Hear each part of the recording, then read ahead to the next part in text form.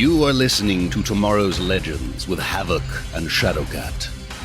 They ought to be talking about X-Men 97, led by me, Magneto. But I suppose it's acceptable if they deign to speak of some other people.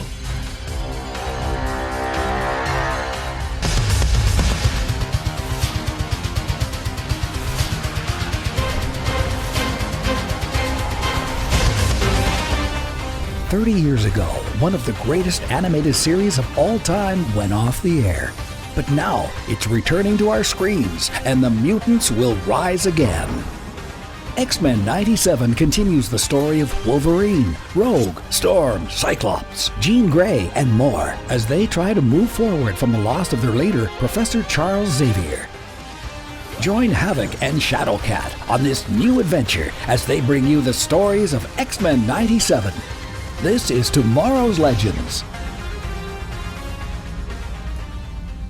Yes, welcome fellow mutants to X-Men 97, our coverage here on Tomorrow's Legends, and oh my gosh, I mean, how relevant is that intro now, having Magneto bring us in? I figured you were probably going to use that one. Yeah, and I mean, this 2 episode was so intense. We got a lot of notes, a lot of things to talk about tonight that I even forgot to write an intro, so I don't actually have my usual fancy intro. This is what you're getting. But we are covering the Rise of Apocalypse parts 1 and 2 tonight, and wow, oh wow, X-Men's hitting home runs again. Abby, these things are, this stuff is as serious as you can get. It is. No, the show is not pulling punches. I knew because of the reviewers, when we got to part 2, they said that episode 4 was going to be a doozy, and now we all know why. Now we all know why. Well, we are going to get into it and talk about it all tonight. But before we do have a little bit of news. Let's get to a news report. We interrupt this podcast for a special report. All right. Yeah, so before the season started, we covered the first issue of the X-Men 97 Season 2 tie-in comics, because that's all that was out. Yes. But issue 2 was released this past Wednesday, July 8th, so we now have a second issue out. Okay. So I'm not going to spoil anything, because I'm sure you haven't read it yet. I haven't even picked it up yet. I got to get it. Yes. So, but I'll just say that it does. I know we were wondering if it tied in with the season more, and that's why they didn't all come out beforehand, and if it was going to tie into what we were seeing. And it does feature stories that kind of feel a little bit like deleted scenes from the episodes, from the first two episodes, I'll say. So, no wonder they are releasing them as the show is running, because they would be spoilers, and it's kind of filling in gaps from things that we've already seen. So that's cool. So I will you have to pick that up. And then issue 3 doesn't release until Wednesday, August 12th. So that is a month from when we're recording today. Okay, so when would you suggest is the best time to read issue 2? After watching these episodes? After, because they involve things that we see in episode 1 and 2. So after, as long as you've seen all the X-Force stuff, then you should be good. Okay, so read it before Rise of Apocalypse 1 and 2, or it doesn't really matter? I don't think that matters, because it doesn't touch on anything from 3 and 4 yet. Okay. But as long as you see episodes 1 and 2. 1 and 2, you're okay. Okay. Mm-hmm. That's good to know. Well, good. That gives us a bit of an idea. So who knows where issue 3 is going to land between, I guess. Yeah, not sure. Ah, interesting. That's crazy cool that they can actually schedule all of that to actually come through like that. That's insane. Interesting. All right. Well, welcome to the network. This is just one of the many shows. You hear me go on and on about it all the time. So just make sure to go check out Dive Into DC and what Silver Fox and Green Butterfly are doing over there. They are taking on My Adventures with Superman. That is what they're starting next with their coverage. And The Mandalore is getting ready for the Mandalorian and Grogu movie review. And then Firefly Still Fly. And we are going to get back to our second part of the character breakdown over there. So check out all these other shows on the feeds of the Cybercast network here. We got a lot to talk about, so let's get to our ratings and reviews of the entire thing. So we're going to talk about episodes part 1 and 2 in order, but this is our rating covering both of them. So let's do that. Sunspot here, Pessoal. Martin and Abby are about to break it down with the ratings for the latest episode. Check it out. Thank you, Sunspot. Well, I was do I give these episodes a 10? I was almost wanting to give them a 10, but I'm going to give them a 9.5 Histories of the Past. Because why not have a play on words like that? We finally go back in time to see where the other half of the team is, and oh man, they are in not a good situation. I didn't even say that. They are not in a good situation. Right at the moment that Sabanur finally and fully transitions into becoming Apocalypse, and they can't stop it. Their mission is a failure, and it's hold your breath, don't blink, oh my god, tension, drama, and shock. And once again, this show leaves you speechless and in awe. How these writers can deliver such deep storytelling in just 30 minutes is insane to me. Shower them with rewards, put them on a pedestal, make all others follow them as if they were Apocalypse themselves, because this is how you create something special. Nothing can compare to X-Men right now, and I mean absolutely nothing. It's off the charts. I'm actually a little lower than you, because I think we just have different what kinds of stories and things that we like the most. Okay. But not too low. I mean, still really great episodes, but I'm giving this an 8.5. Dreams, Destinies, and Death Seeds. But so grading this together, I think, is good. As a two-parter, for me, watching both back-to-back is stronger for me than when I initially just watched episode 3 alone after the first 2 episodes, because episode 1, 2, and 3 came out all together, so I just watched all 1, 2, and 3 together. See, and I didn't. I and held you didn't. on. Yeah, you held on. You just did both together. So I love the X-Force episode, and immediately went into episode 3, and I got just a little bit disappointed that we didn't get to see much of the past team do anything except for kind of Xavier and Magneto, and I understand that there's very much reasons why they're the kind of the main focus of that team. And to me, the cliffhanger at the end of episode 3 was a little flat, because I didn't think any of the X-Men were going to be hurt or dead from that point, because there's still scenes in the trailer that we haven't seen yet. So, but watching both of the episodes together as almost like a whole, a whole hour-long episode is stronger than one at a time, and there's very dramatic and emotional things here, along with deep dives into Sabanur and his backstory, which is something we haven't gotten a lot of outside the comics. There's still a few things between both that left me wanting and wish that we had been able to spend more time with some things, and I'll explain that as we go. But still really great episodes, and I love kind of the contemplative philosophical conversations that were had throughout both of them. I do have to remind you, we discussed this after our season 1 review and stuff. We kind of knew that this show is going to rip through major storylines pretty quickly. Yeah. So I think we need to be a little prepared for that, knowing that, man, when they touch on these big ones, just not my favorite of things, how fast they go through things. Well, and that's why they make these actual 1-hour episodes. How about that? Just extend it. Make them. I'd be okay with. I know, but I know that animation is expensive. But I would like a little bit longer episodes would be cool. But it still blows me away how much they can fit into the short episode that they're doing. They're just, oh man, it's just amazing. This stuff, nothing's comparing for me right now. But we got a lot to talk about, so let's get into discussion of part 1. My daddy always said 2's company and 3's an eavesdropper. All right, so part 1, the opening of the episode. The future team of Storm, Jean, Cyclops, Wolverine, and Morph are back in the current time with Forge, and nothing has changed. The past team has not returned, meaning they've not succeeded in their mission, as they were supposed to come back at the same time, according to Forge. We planned it to be right back here at this time, but Forge is unable to pinpoint where they are, so they can't even go to help them, because Cyclops is like, let's just go, and he's like, I can't, I don't even know where they are. And the longer they stay back then, the bigger the chance the timeline can change going forward. And that is a pretty dismal and concerning beginning to the whole show. You're like, oh man, this is not good already.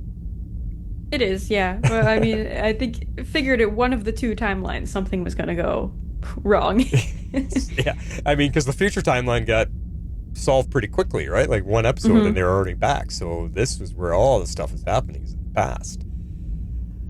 Oh boy. So we're going to do something a little different tonight, just for fun. I've got a whole bunch of clips that we're going to play throughout the show.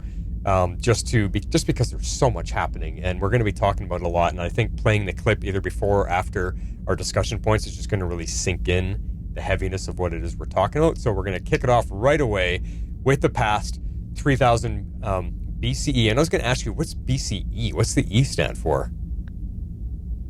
Oh, that's great. I didn't look this up. You knew it. Because usually when it's referenced to just BC, at least it used to. I think they changed it. It used to stand for before Christ, Yeah. which historically, depending on what you believe, is not accurate. Exactly. But BCE, they did change it recently, and I don't remember because it has. I think it might be Latin. Okay. Well, if you figure it out in the next minute or two, I'm going to play this clip. This is when Onsabanur and Magneto. What's that?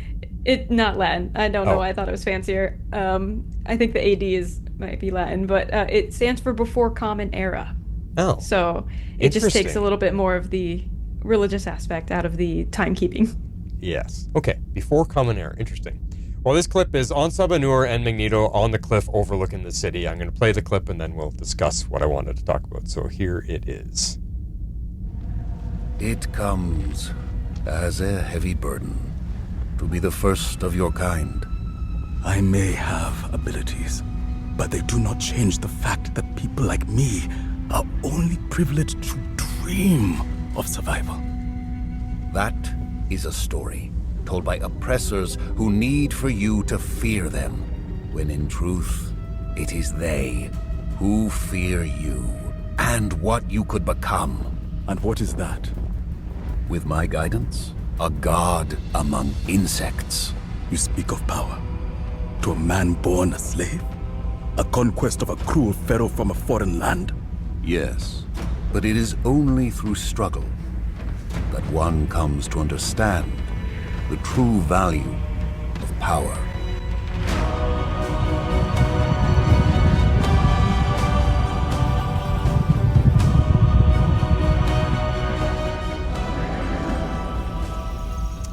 So they're on the cliff overlooking the city, and Magneto's basically planting the seeds of power in a pre-apocalypse's mind. I'm like, great! Thanks, Magneto. Like, you put those thoughts in his mind that he can rise up and be a god over all these insects.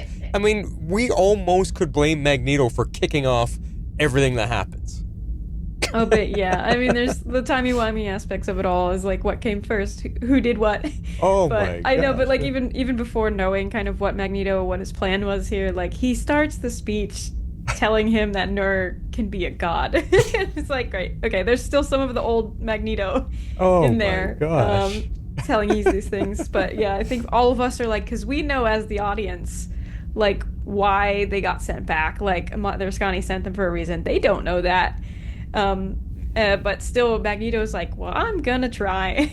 So, but to us, hearing those words, we're like, oh no, it's doomed right now. Oh boy. Like, immediately.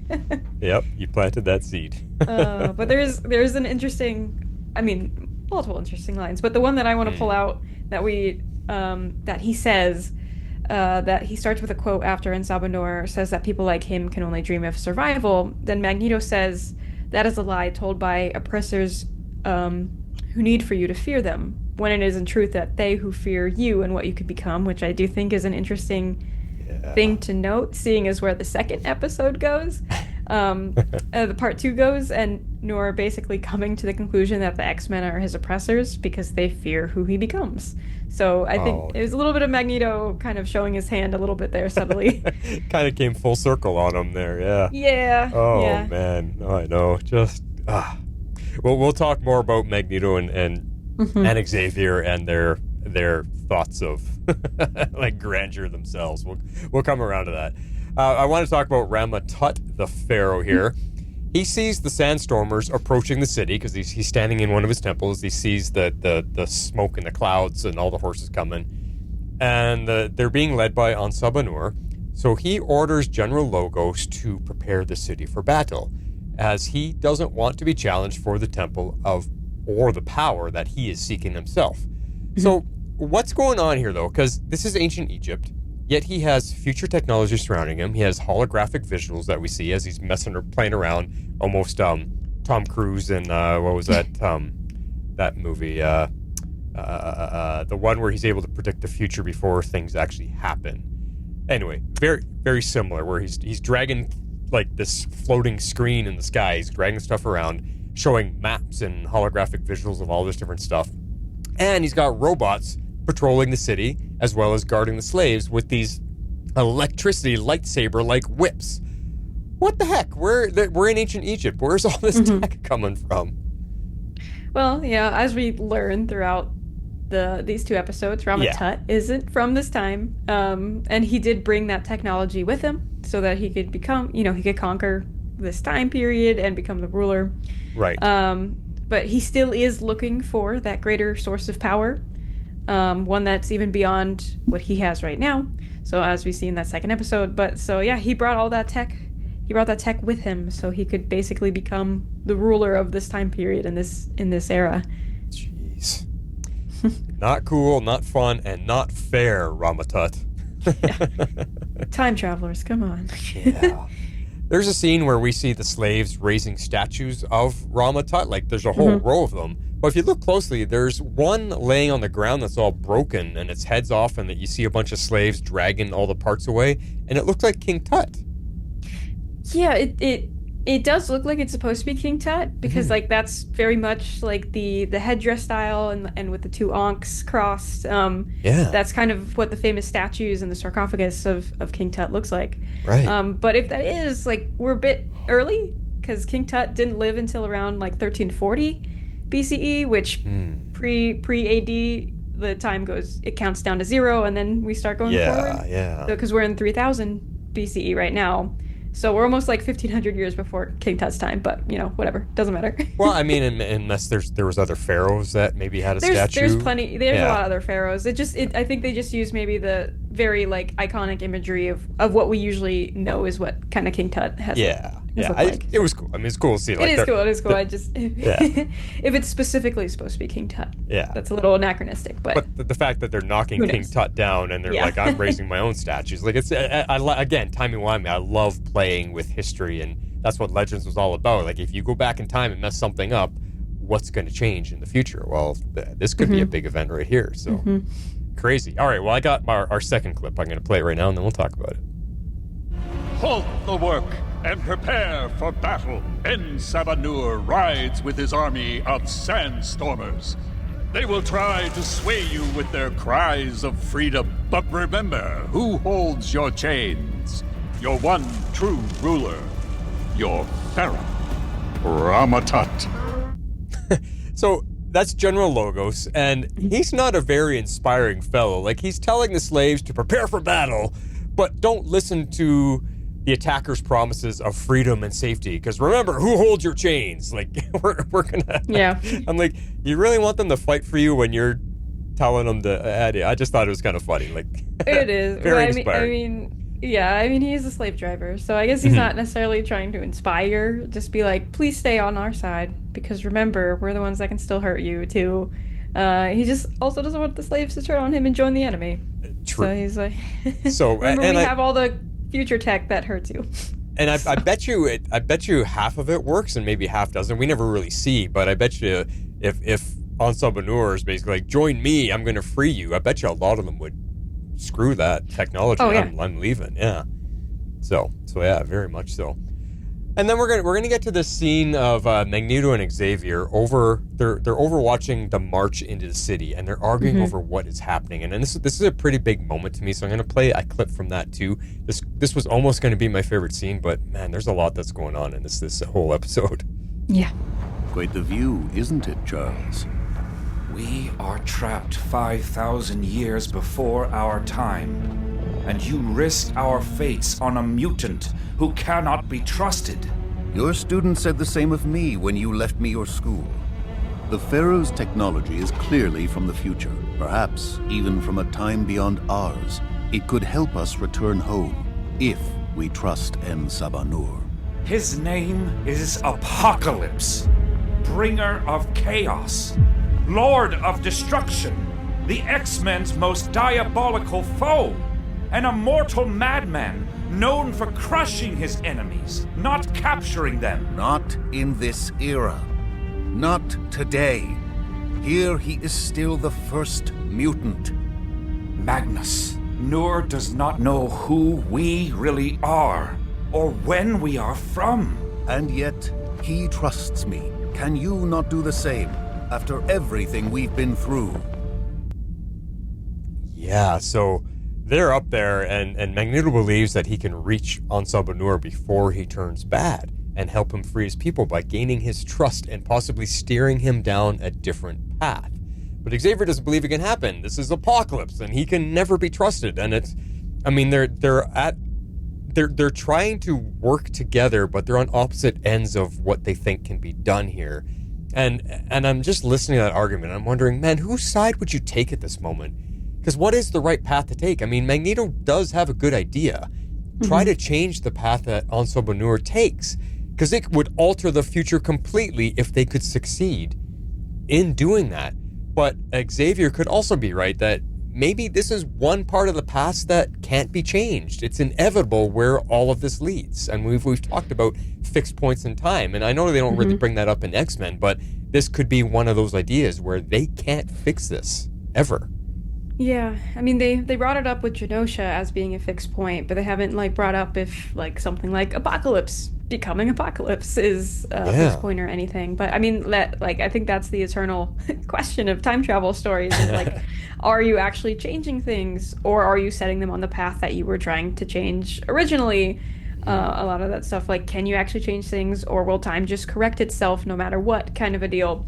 Right. You know, same kind of questions they were asking in the first episode of the season, just in the future with, you know, Nathan's destiny and like how that was supposed to come about and all of that. Very true. It's like comes back to the kind of self-fulfilling prophecy idea of like you try to stop something from happening, like prophecy, but then you end up doing the thing that starts it. But I think there's also, I think it's called a stable time loop, where someone goes back to change something, but it ends up being the cause of a thing that they were trying to stop. Like it's going to be that thing that always happens. Yeah. No matter what starts it still is going to happen. Yeah, I've seen that in a couple movies actually.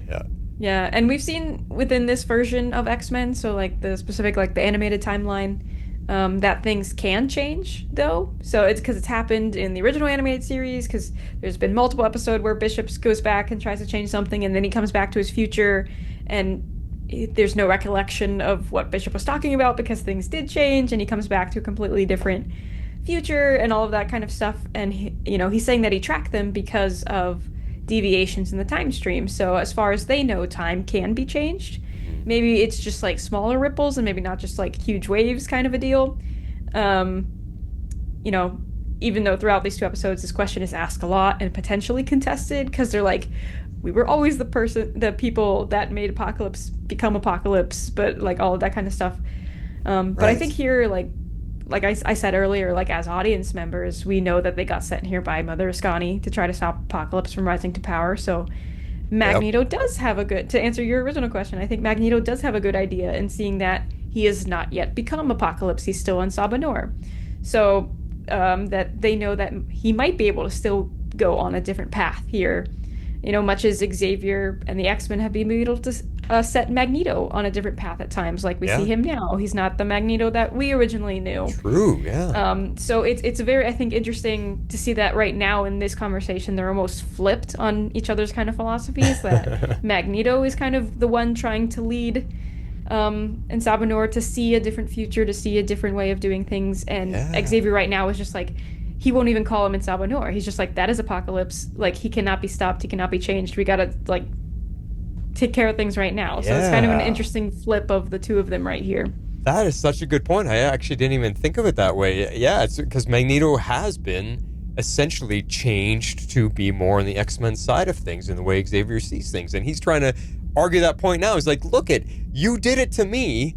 I think I could do the same thing to Ansaba Noor. Let me try. And like you said, Xavier's like, no, there is no change possible. Just like Magneto used to say about humans and whatever. Right? Yeah, pretty much.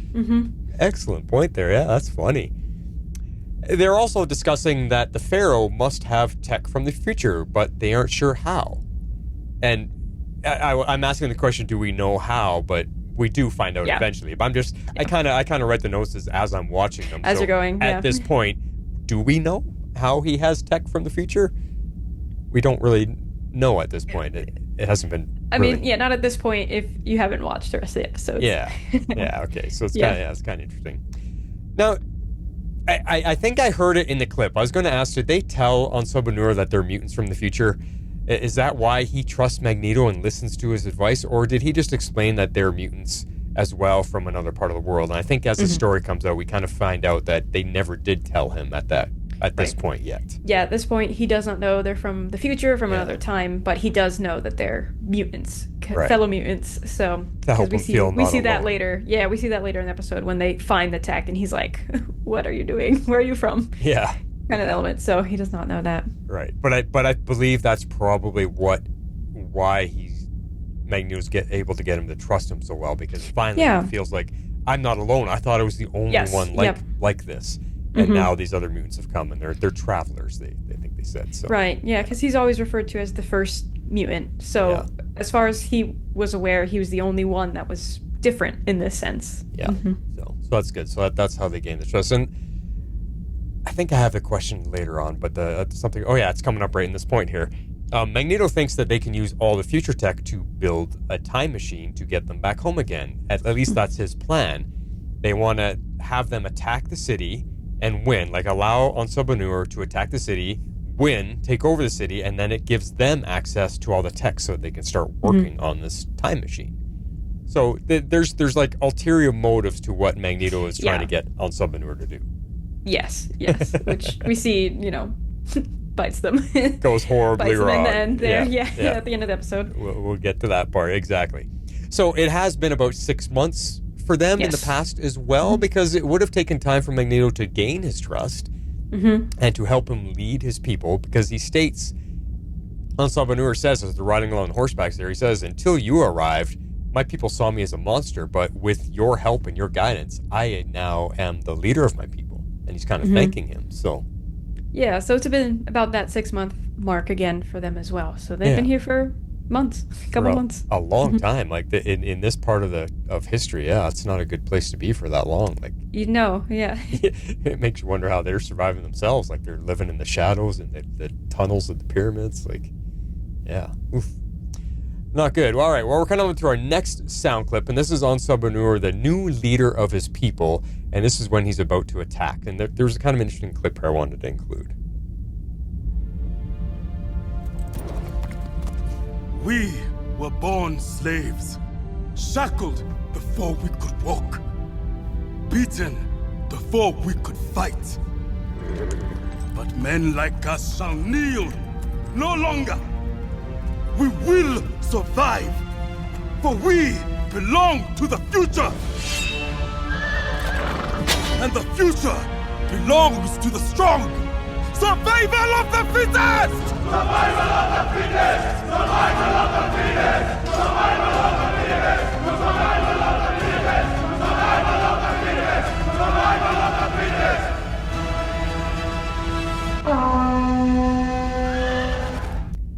Whoops. Magneto, you see what you started? Survival of the fittest is... It's a brutal way of leading people, but there's always been an argument there. If you look at nature, humans are the only ones that don't follow that rule. Every other creature, whether it's horse, dog, cats, tigers, birds, monkeys, whatever, if they have, when they give birth to multiple cubs or whatever, if one of those cubs is struggling or suffering, the mothers leave them behind. And it's only humans that feel like they should help and, whatever. Like I said, it's a big discussion. So it's interesting that this is brought in here, the whole survival of the fittest. Would the human race be a lot stronger if they also followed what the rest of nature does? So it's kind of interesting how that's brought into here. But I look at it now like Onsobanur's riding with his people, and the man that rescued him when he was an abandoned baby in the desert, Baal, B-A-A-L, Baal, is now their leader. Onsobanur is now their leader. Like he's risen to power where he now leads Baal as well, thinking that they can just put out an all-out assault on the city and win. But what happens after that discussion, after that charge, they run down into the sand, and all of these machines, all these robots jump out of the sand, surprising everybody because they were hidden, they're buried in the sand. And the robots quickly overwhelm the attackers. And then you see them pile up on Sabanur. Like, there's like hundreds of them that form this massive anthill of robots on top of them. And you're just like, oh, crap. Like, they didn't see that coming. They were not prepared for that surprise ambush, I guess. But yeah, anyway, so I said a lot there. I'm just curious about your thoughts about all of that. Yeah, I mean, there's definitely been, like, if you're talking about, like, kind of survival of the fittest aspects. Yeah. There's been different discussions and different theories throughout time, history, science of those kind of concepts. There's the Darwinism, which is kind of the survival of the fittest aspects. I don't hold to that. I think that's an outdated kind of look at nature. Nature is, there's no, don't get me wrong, like, nature itself has a lot of violence in it as just a natural thing. Animals, people, any other kind of living thing, trees, plants, like, lots of death happens. It seems kind of unforgiving. We have natural disasters, different things of that nature. Like, animals do sometimes leave their young or injured, but we also have lots of examples of animals and other species protecting kind of the weaker ones, or maybe injured people, like wolf packs, for example. They will make sure they are in formation, so if there's an older wolves or an injured wolf, that they are protected, and the stronger ones are outside so they can defend off different people, not people, but attackers and any danger and things of that nature. So and there's other, we do see sometimes them getting abandoned because maybe there's a defect or a mutation in another animal, but then other species will adopt them, and we see that happen a lot of the times too. So we kind of see that all over the place. So I'm not a survival of the fittest person by any means, or a Darwinism. I think that's really, really outdated. But I think there's a lot more compassion in nature as well. It is violent, but I think there's also a lot of compassion and things there, with whether that be humans, whether that be animals. At the end of the day, humans are animals too. We just have different forms of intellect and brain structures and things of that nature. But I think humans have that. But I believe more. I try to believe more in the compassionate side of nature, right? Too. Yeah. It's an interesting discussion, because it like you said. That's a big discussion in science communities, and like biology, and also like anthropology, and like people who study cultures and different things of that nature and how they come about. So that's kind of always an evolving question and theories within those areas of study too. Yeah. All right. Well, good response to that. And then, so moving on to like how Sabanur is now the leader of his people. Ball was the one that rescued him when he was a baby, abandoned in the desert. But he's raised him up to be a leader now, and then it leads right into that whole fight with the robots. Like, whoa, okay, they weren't expecting that. Yeah, and I just want to take a little side detour quickly, because I know that in an earlier episode, I think probably episode 1, because Gates McFadden was there as Mother Scani, but you mentioned that there are a couple other Star Trek alums here in the voice cast this season. Right. Who was in this episode? Because I did not recognize anybody. There were two. We had two other ones here. Oh. So Ball is played by Michael Dorn. Get out of here, Worf. Yeah. Oh, yep. I didn't know that. Played Worf. And there's another connecting fact, which he's not credited for it, but he was actually in season 5 of Arrow. So when Prometheus, if you remember Prometheus, when he's before he's revealed as who he was, he's just in his kind of masked form and feels like it's talking through a filter. That's actually the voice of Michael Dorn doing the masked Prometheus. Cool.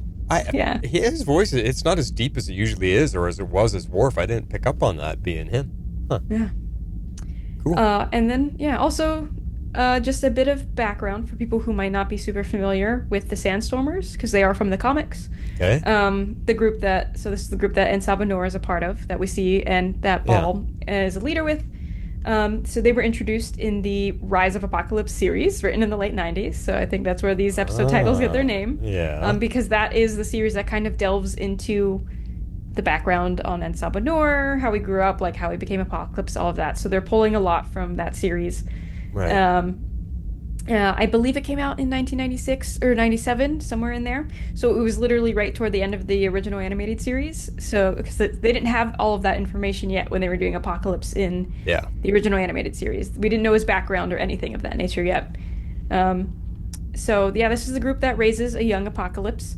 A majority of them are made up of former slaves of Ramatut, or former slaves of different Egyptian pharaohs in general that kind of escaped, ran away, got saved by other members. So like Ball saved Ensabanur, so things of that nature. So they did adopt a way of life. Their motto that they live by is survival of the fittest. So obviously we see Ensabanur adopt that and then take that to a very extreme version once he becomes Apocalypse. But that is kind of their way of life. So early on, Ensabanur still has that viewpoint as kind of his dominant way of thinking. Yeah.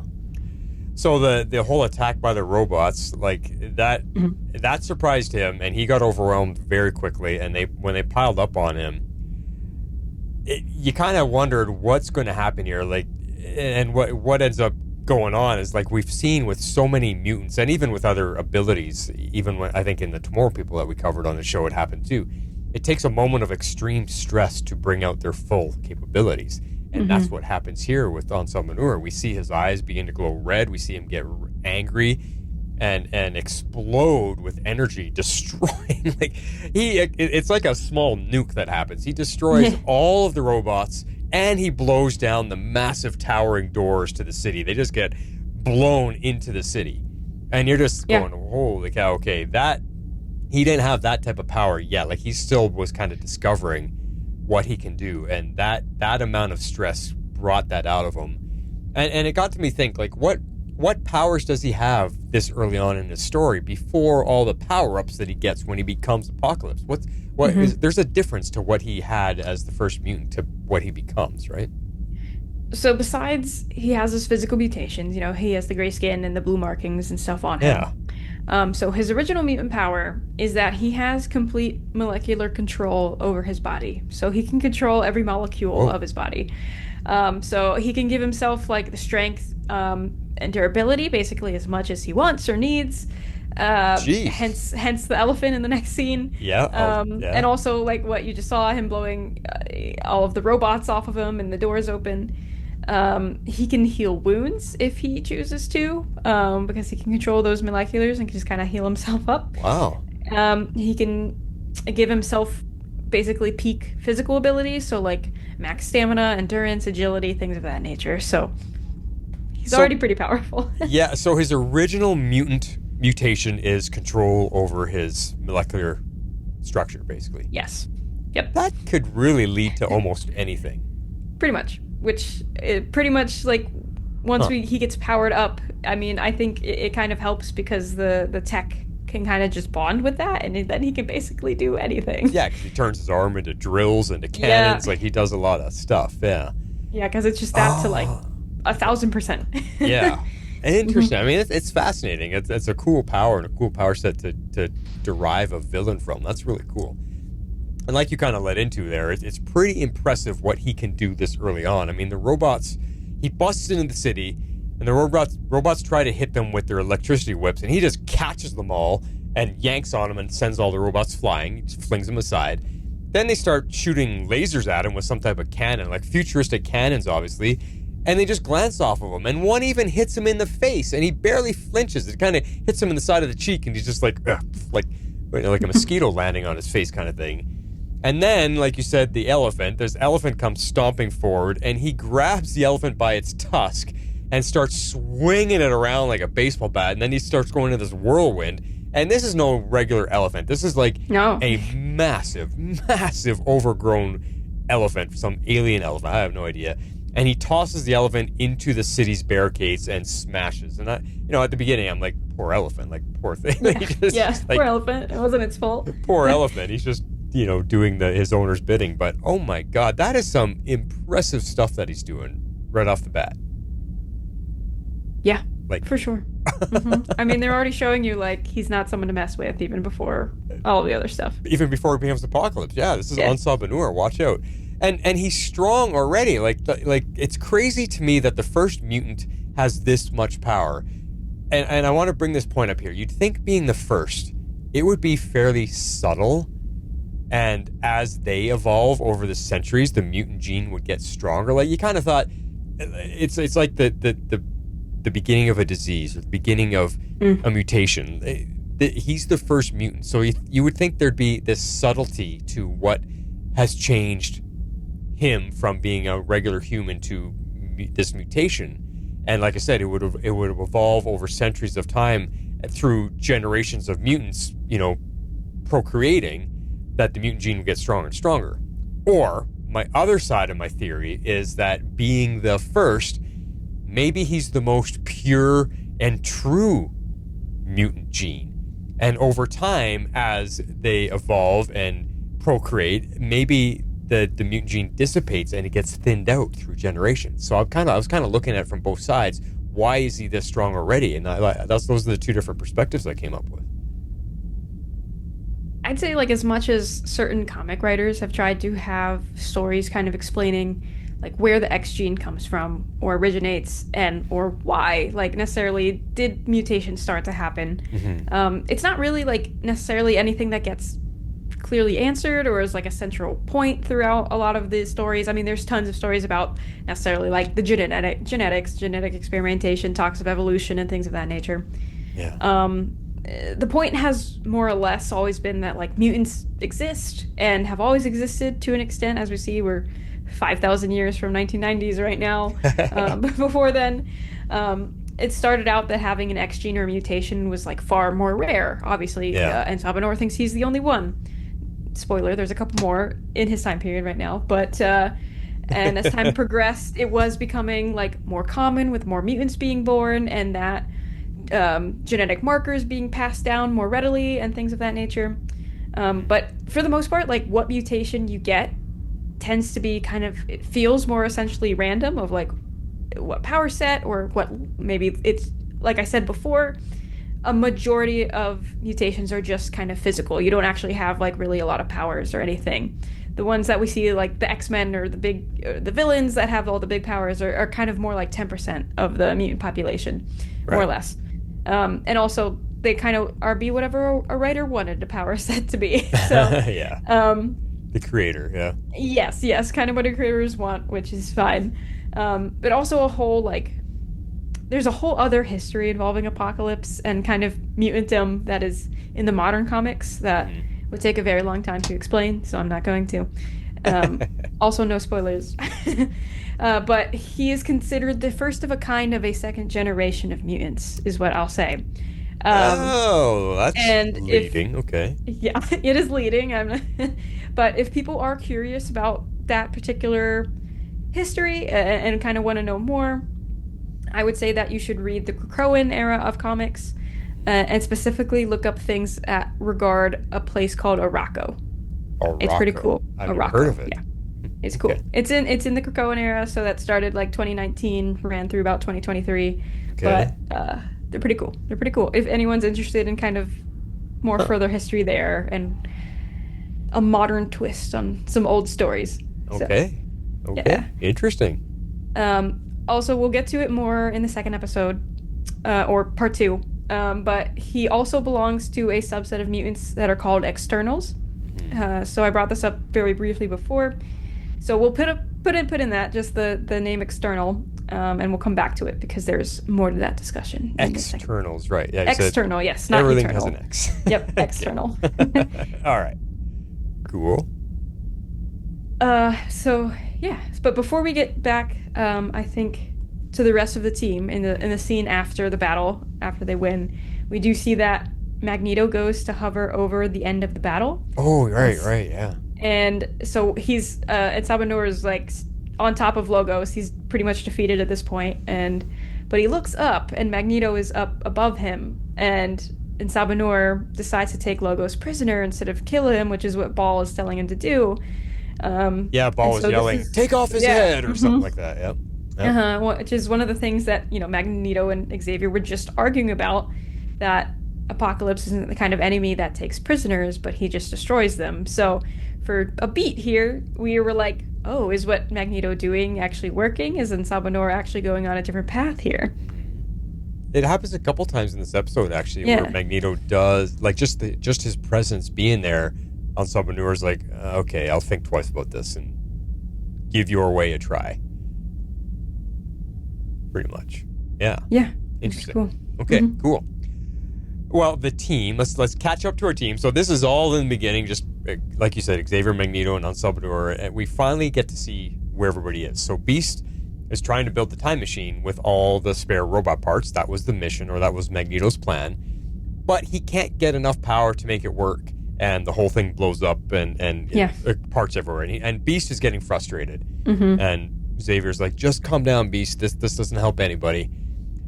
And the only option that they come up with is to form an alliance with Sabanur so that they can figure out how to use the tech to build the machine to get them home. And they just work this out. We've got to align with him to get into the city and get the parts and get the power and get everything that we need. So we're going to have to work with him here. And not everybody's comfortable with that.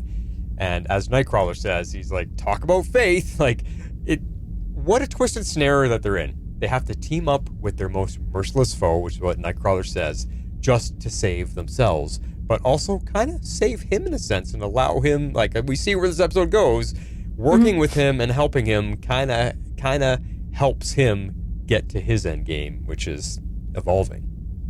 Yeah, it's an interesting scenario. Having to rely on your enemy for survival and a way home, which especially is an enemy that is not known for survival in this way. Even, at this point, he's not their enemy yet. So all of them have future knowledge of what's to come, and he doesn't. So just talking about faith, what Nightcrawler says, it sets up a very interesting conundrum for all of them. It does, yeah.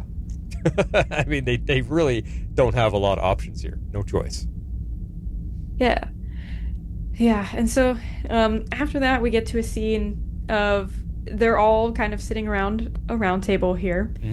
And we have Magneto telling all of the other X-Men his plan to have Sabanur try to get information about Ramatut out of Logos.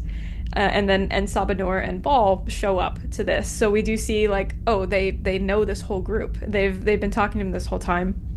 And Ball ends up giving them just one day to get to answers from Logos before he kills him himself.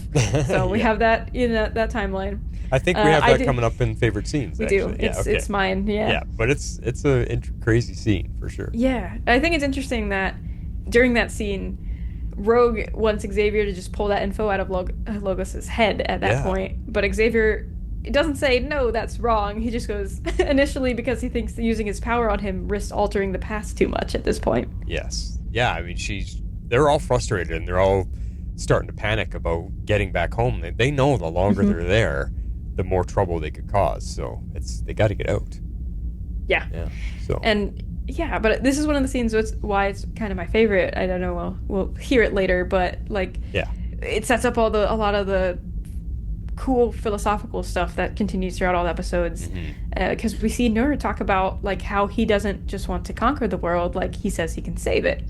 I do think it's interesting to see this version of, Sabanur, who definitely, obviously we see he's got a lot of power already and rage.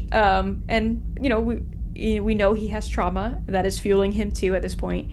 And he's already been raised with viewpoints of the survival of the fittest. And the world that he knows for the most part is one that consists of slaves and conquerors, and you're kind of one or the other, it seems. But he does seem to have much more kind of empathy and emotional intelligence here. Like he's willing to listen to different viewpoints and things, and he's very kind of contemplative and thoughtful with what he's doing. And I think it's just really interesting to see this before aspect of him. Yeah, what it's doing, and I know I bring this up a little bit later, like it's building history for Apocalypse. It's building depth. It's helping us understand where he came from.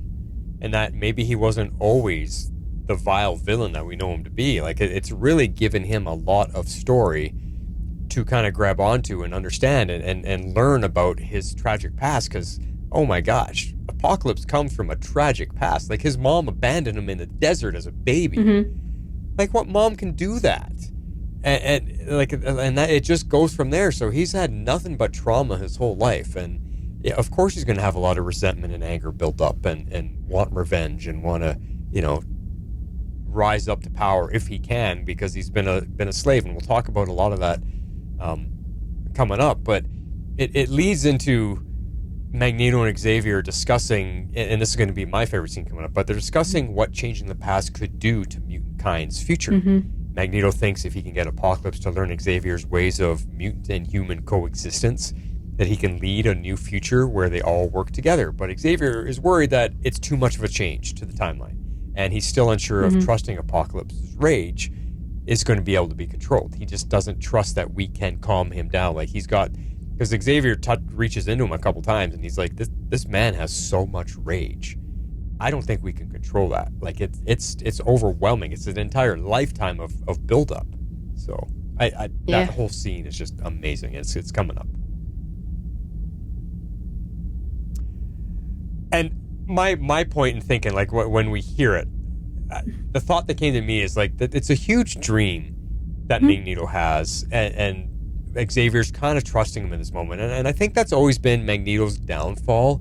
In a way, like, he dreams big. He has these huge aspirations that aren't just attainable. Like, he misses a lot of the details beneath all of that are necessary. All these necessary little points of things that have to happen to attain his big dream. I feel like he skips over all of that. He just has the big dream, and I'm going to make it happen. And I think that's part of what Magneto's downfall and his problem has always been. I'd say both Magneto and Xavier, I think, have pretty lofty dreams, but True. Just on, two sides of the same coin kind of a ideal, which I think makes them really interesting characters and foils to each other. Yeah. But in this case, Apocalypse being the first X-Man is basically what Magneto says, where, if the dream can start 5,000 years earlier than when he started the X-Men originally, like, very large dream. And he talks about it, but it's in part because he thinks Genosha was his fault, and also a little bit of Charles's fault, because he was like, well, I believed in your dream, and this is what we got, but I'm still trying to believe in the dream to prevent that thing. And a bunch of other atrocities I've seen throughout history. So, because he's seen, history repeating and rhyming, and humankind continuously fighting over trivial things, and vying for power, and continuously making scapegoats out of different groups of people. And especially with his past to the Holocaust, and now that he's in the past, he sees an opportunity to potentially course correct and have people come together now instead of causing so much of that bloodshed and horror. If he can course correct one of those big horrors, that is it contributes to a lot of those atrocities. So I do think it's an interesting concept here with Magneto as a character and all his past that we know about and seen and endured, in comparison to now seeing Apocalypse and what he's seen and endured, and kind of all of that together, trying to, because we've seen Magneto kind of try to become a god in his own right to justify his we did more terrorist type of acts against humans, and him seeing someone else, him seeing like parts of himself in Sabanur now, I'm guessing with kind of that. Yeah, you really feel that. You pick up on that. That's why Magneto's wanting to help him, because he can relate to what's going on. Yeah. So I mean, I've already said it, but I do think these two episodes have some really, really good, like, philosophical and conversations and questions being asked in regards to kind of how all of those characters are in relation to each other, and the dreams of those characters and how they're carried forth. And you have some of the, like, nature versus nurture elements that all, like, culminate in decisions that we make and what we like to call destinies, and how that can affect obviously way more than just our own lives. So it's all interesting. It is fascinating, and that's what part of what makes these two episodes so great, because it really dives into a lot, and you could really pull out some really long conversations out of this stuff. And we are. I mean, we are. We're talking within context of this TV show, but you could take these outside the show and continue talking about these conversations. It's crazy, yeah. Ooh, it's deep. That's what I mean. The writers for this show, look at what they fit in already. We're only halfway through the first episode, and this is what they're pulling out already. Like, it's crazy. It's absolutely crazy what they can do. Let's move on to our next clip. So this is General Logos's, and this is kind of he's kind of a master of manipulation. So I'm going to play the clip, and then we'll talk a little bit about it. I say again, tell us the secrets of the Pharaoh's technology, and your life will be spared. Oh, you have grown. You're not the wailing gray pup with crooked lips anymore, left by his mother to bake in the sand. You truly don't remember? You were so young, and the years so painful. You will answer me. Took a moment, but I'd never forget the disfigured face of Ramatat's favorite slave. You are... Your first master, who put you in your pharaoh's chains.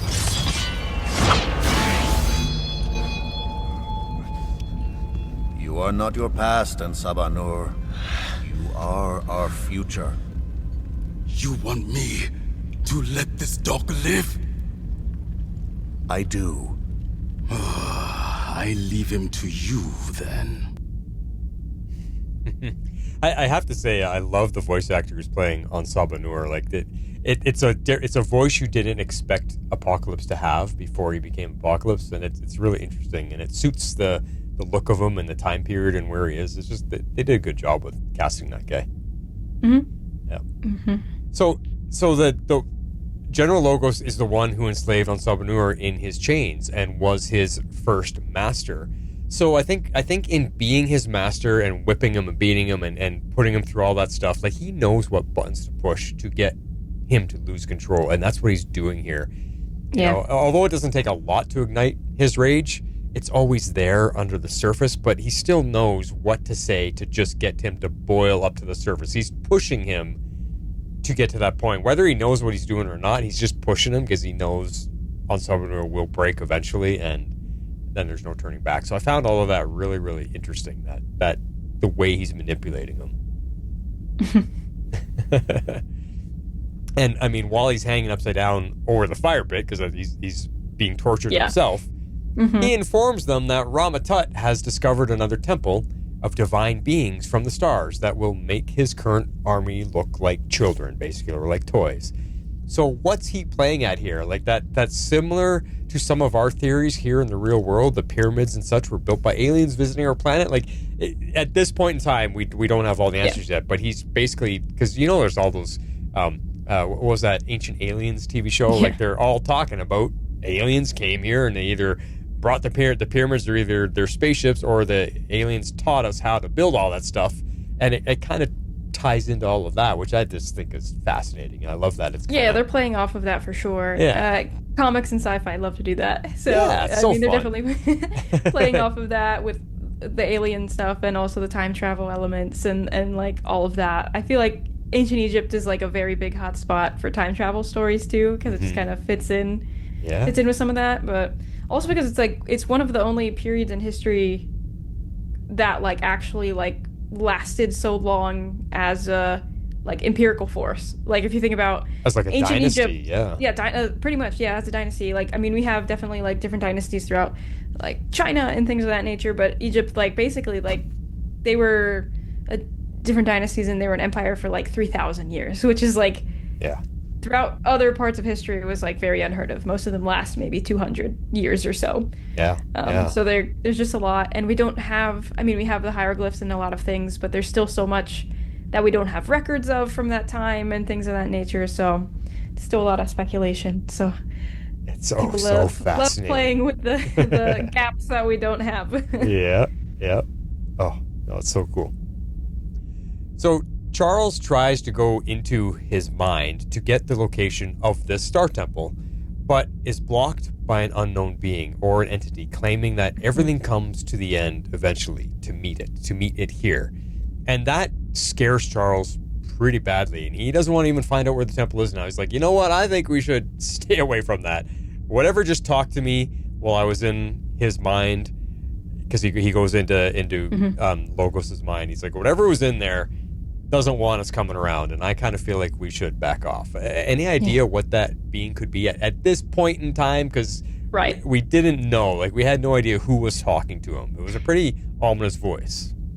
Yeah, when I watched the episode for the first time, I thought it was Rama Tut, or like a version that, because I knew that we see like the tech connected to Logos a little bit later, and he has all the tech. So I was like, oh, maybe like Rama Tut is in his mind too. So that's what I thought when I first watched the episode. Obviously, part 2 kind of answers that a little bit more. But it is one of the Celestials that we find out in part 2. So Isan the Searcher is we'll get to him more in the second episode. yeah, I do ask you about him. Okay. Yes. Yes. Cool. And Adetokunbo McCormick is the voice actor for Ensabanur. What's his background? You know where he's from? Because it does have an African sound to it somehow. It's really Sierra cool Leone. sounding. So, Yeah. Oh, Sierra Leone. That's where he's from. Okay. Yep. Cool. So yeah, I mentioned it earlier, but if anyone is Lost fans, he played Yemi, right, which is Mr. Echo's brother. So if any Lost fans will kind of recognize that voice. Yep. But Very he's voice acted in animes and things, so he's got an extensive resume for voice acting and things as well too as live action. Well, jumping ahead a little bit in the episode here, we get Ball discovering the hidden chamber where they were hiding the robot parts and building their time machine.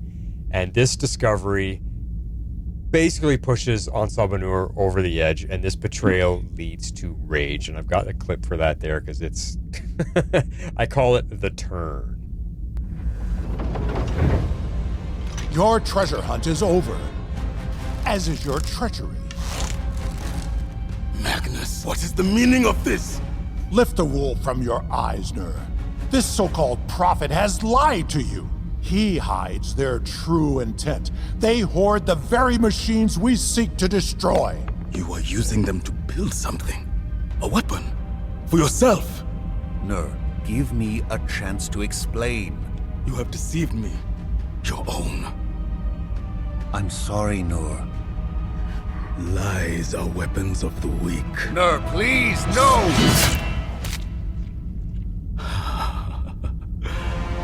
He was not fit to survive. Destroy them! Yeah, so... Ball is using this discovery to manipulate Ensabanur into thinking he was deceived by Magneto, igniting his rage and cutting the head off of Logos and then attacking the team. So that's what it took. That's what I was talking. It just needed that one push, that one point to get him to break, and his rage just becomes uncontrollable, and he commits his first killing. And he almost, he does enjoy it. He's like, that was awesome. You know, like he got the taste of murder, and it's not going to stop him now. And it was crazy. That's all it took. Did you have anything that you wanted to add to that moment of building up that rage? I think it's an interesting, I kind of felt like they were probably going in a direction of we're gonna see bits of Apocalypse coming out. But it's in just the kind of back and forth of seeing him not kill Logos the first time and instead take him prisoner, listening to Magneto and have all of those moments. But as soon as the X-Men walked in and they're like, oh no, they're in our secret chamber, you're like, oh well, that's it. That's probably everything Magneto taught him is probably now out the window. Yeah, the betrayal. It's betrayal. That's all it's it betrayal. takes. Yeah, and that's. Yeah, but here's the interesting point: the head that he cut off. We get a close-up shot of it laying on the ground, and there's a blinking red light in the eye. And it's a tracker. And we see this blinking tracker, which then shows us Rama Tut back in his temple, and it's revealing the location of where they are to him, because he's been trying to find where they are. And I'm like, what the heck? The people are robots in disguise, a la Prime Sentinel type of idea, or did he just implant trackers in their heads? That tracker was in its eye, so yeah, I don't know what's going on there. Yeah, I don't think it's they're robots or like think like the Prime Sentinels. I don't think it's like that. I do think it's just an implant with the kind of tech. We saw earlier in the episode Rama Tut was interfacing with Logos on his like holographic panel in front of him. Yeah. So I do assume he has some kind of like tracker and visual tech implanted in maybe all of his generals. I don't know if it's like everybody. But for things like this, spying on enemies, like my guess is in case they get taken prisoner and he can track his enemies and things of that nature. So we see maybe it was like a kill switch kind of an ideal. So like it triggers when he dies. So you can be like, well, I know his location right now, so maybe my enemy is in this area, so I can go at least know where they were at. But what kind of surgery would that be to put a tracker behind your eye? Like, what the heck, man? I don't know. I mean, this is future tech, so who knows? It might have been nothing. Yeah, who knows? So right after that, Bishop arrives with the time travel bands, and he gives them to all the team. He's there to rescue them and bring them back. But I was wondering, how did he pinpoint where they are now? Because earlier in the episode, he's like, I can't find them. I don't know where everybody is. But he located them this time. Well, Forge couldn't find... Or Forge, sorry. Yeah, Forge couldn't find them at the very beginning of the episode because of what happens at the very beginning of the second episode. When Magneto breaks all the time bands. I'm guessing it's in reference to that when he says they're all dead. But, I mean, Bishop, it probably took him a little bit because, like, how when Forge went to the future, he just dropped into an area but wasn't, like, exactly where they were. They kind of found him. Okay. So my guess is Bishop, he just dropped into that area of Egypt, and it was like took him a little bit to figure out like their exact location, but looked like he probably was posing as one of the Sandstormers to get close to them at some point because he knew they were in that area. Right. Okay. Sure. Yeah, that's a good enough explanation of oh, he's here in the nick of time. Hooray. Yay. So Rama Tut then starts up a machine from his temple where he is that fires this massive vortex yellow energy blast at their location, which was like hidden in a mountain. They're underneath a mountain, this secret fortress, and it decimates the mountain that they were in. I know I'm learning as we're going out. At this point, I was like, where does he get all that technology from? Yeah. Well, we know it's the future tech that he got. Now we're learning about this. And this is where the episode leaves and it ends and leaves us wondering what happened to everyone. I know you said in your opening monologue, oh, I know they're all alive. But still, when you look at that, it's like, okay, but could they be hurt? Like, they could be hurt really badly. What happened? Like, what's going on here? Like, is everybody going to be okay? That was a blast from the heavens. It leveled the mountain to nothing. Yes, no one in that village has survived except for them right there. No. Yeah, but we get a nice to be continued over top of a Rama Tut smiling, laughing face. He is our third Star Trek actor. Is the voice of Rama Tut. He is voiced by John Delancey. Oh, Q, get out of here. Mm-hmm. Oh, yep. You know what? Yeah, you know what? I can hear it. Like, it doesn't sound like Marco Dorn, but man, Rama Tut sounds like Q. Yep. That's awesome. Yeah, so I think that's all of them for now. I don't know if there's going to be more down the season, but I met John Delancey. He was up here at one of the Comic-Cons. He is exceptionally tall. I didn't realize he is that big of a human being, but he towers over everybody. He's like whatever. I'd have to look it up, but he was like 6'4" or 6'5". He's a big human being, and he was really cool, real fun. I met Tyler Mane, who played Sabretooth in the original X-Men movies. Mm-hmm. And I'm 5'2". I'm small. I'm not very tall. He's at least 1.5 foot taller than me. I was like, wow, holy cow. I was like, I'm already short compared to people who are like 5'7" next to me. You got a nice view of his abs, I bet. Yeah. It's like some people were just like, to me, I'm like massive, like giants. That's funny. Yep. You and Harley on the network, she's also very short. Yep. I felt tall next to Harley, which I don't feel tall next to anybody. So, pretty fun. Well, that wraps up the first part, so we're going to get to our actual favorite scenes. I know I've been playing clips all the way through, but we saved 2 of the best as our favorite scenes. So let's get into that. But first, we're going to pause for ad break, and then we'll come back for favorite scenes. What's wrong, Cher? You know what happens when I touch somebody. You want to end up in the hospital? Maybe it's worth it, no? All right, whose comes up first this time? Mine. Yours. So ours are back-to-back in the episode. They are Literally, back-to-back. the scenes back-to-back. So. All right, yours leads into mine. What do you got? Yeah, so I talked about it earlier, but I titled mine Dreams and Destiny, and it's when everyone is at the round table discussing the plans, and then Nur arriving with Bale, talking about his dreams and the potential destiny that Magneto told him he had. It's really cool. Here it is. Oh, apologies. Your plan to extract vital intelligence from the Pharaoh's general is to have Apocalypse ask him nicely? I thought nicely was how the X-Men prefer to do things. Professor, we're wasting time. Just pull the information out of his dang head. Using my powers on him increases the risk of us altering the past here. Perhaps we are already Fate's puppets. Is it not more than a coincidence that the Professor's extraordinary gifts are the perfect solution to our predicament? In either case, removing us from this era as quickly as possible is in everyone's best interest. I fear to consider what disturbances we could unleash if someone were to learn the truth. Peaceful greetings, fellow mutants. Greetings and congratulations, Nur. You honor me, Charles. Today's victory belongs to all around this table. So many nights as a boy, an outcast among slaves, glaring up at the stars, cursing, praying. Why? In whose image was I made? Never in a million moons dared I dream of meeting others like me. Dreams help us survive. Perhaps even more than blades and arrows. I have never seen an enemy quake before a dream, nor seen a dream lay siege to a fortress, such as the Pharaoh's capital. Baal, be gentle. Gentle? The men whisper, soul son. We could have torn through every wall in that city today, but you stopped after one, out of fear of facing the Pharaoh.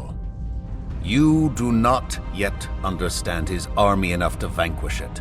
How many of these same men would die at the hands of his machines? How many are fit to survive? Silence, both of you! We all shared in Egypt's future. Your new friends. Their ambitions for you are so very small. When I freed you from the camp, I promised you the world. Magnus says I have a destiny. I can do more than just conquer the world. I can save it. You have until tomorrow's moon to get the answers you seek. Then I take the head of Logos. Your destiny, or not.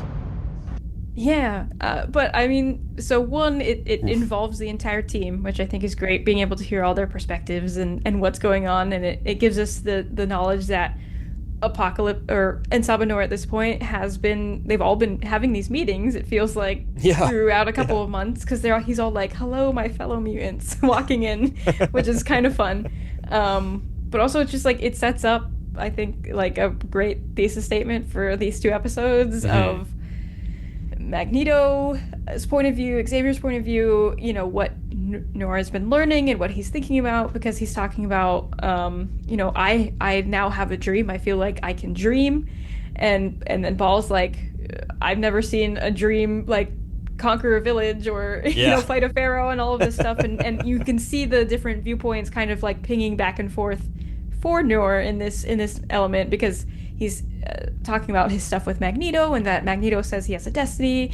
And then Ball's coming in and be like, no, remember, just like we're here to conquer and fight against the Pharaoh and all of this stuff. And, it's interesting to see kind of all those viewpoints like pinging off of each other in this scene. Yeah, it was. Yeah, everyone was a little bit different too. It was really cool. And the disagreements amongst them. And yeah, it's. But I do like you said, I like how they're all coming into these meetings. It must have been happening over the last few months. This is where they all discussed the big plans and the big ideas. And yeah, their version of their war room, I guess. Yeah, pretty much. So it was kind of fun. But I mean, it makes you look at it and you're thinking, if Magneto was correct in thinking he could turn on Sabanur, I mean, imagine having that guy on your side. Like the possibilities could have really changed so much. Yes, read the Krakoan era. Okay. It presents some very interesting things. Oh, man.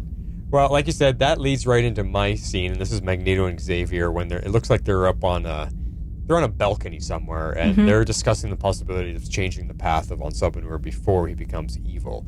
And I just felt this moment was powerful because it slowly builds and builds and builds, and the music just gets this tension happening, and you're just like, oh, like there's a lot of stuff built up here. So here's that second half of that one. You told Nur we see a destiny for him? I can explain, Charles. This is what your interest has been in him all along. Not to help us find a way home, but to coerce him into embracing my dream of mutant-human harmony. What if a mutant with Apocalypse's power had championed your dream 5,000 years before you did? Not merely the first mutant, the first X-Man. A chance to rewrite all of history in our favor. The risks of altering time on that scale without humanity's consent. Please. Mankind has long authored history. The result?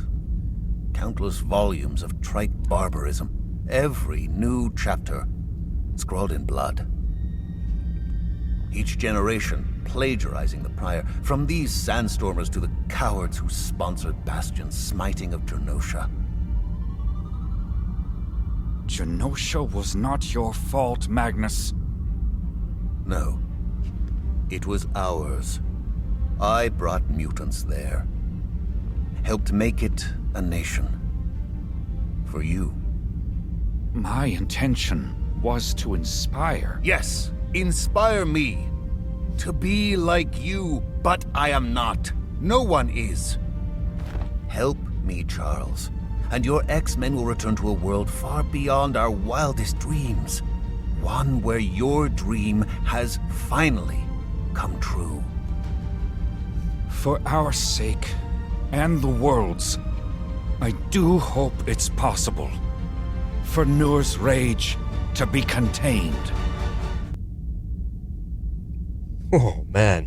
It gives me chills, like, just that slow build-up. But what is so amazing, like, that was a really long scene, and nothing's happening. They're just on a balcony having a discussion, and yet it's so captivating. Like no other cartoons. We're covering Justice League over on the other part of the network right now, and there's never massive dialogue moments like this where they're just two characters standing there talking.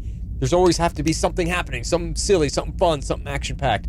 X-Men can just sit there and have two characters having a discussion, and you're hooked, you're intrigued, you're staring at the screen like you're hanging on every word that they're saying. It's just, man, it's powerful stuff.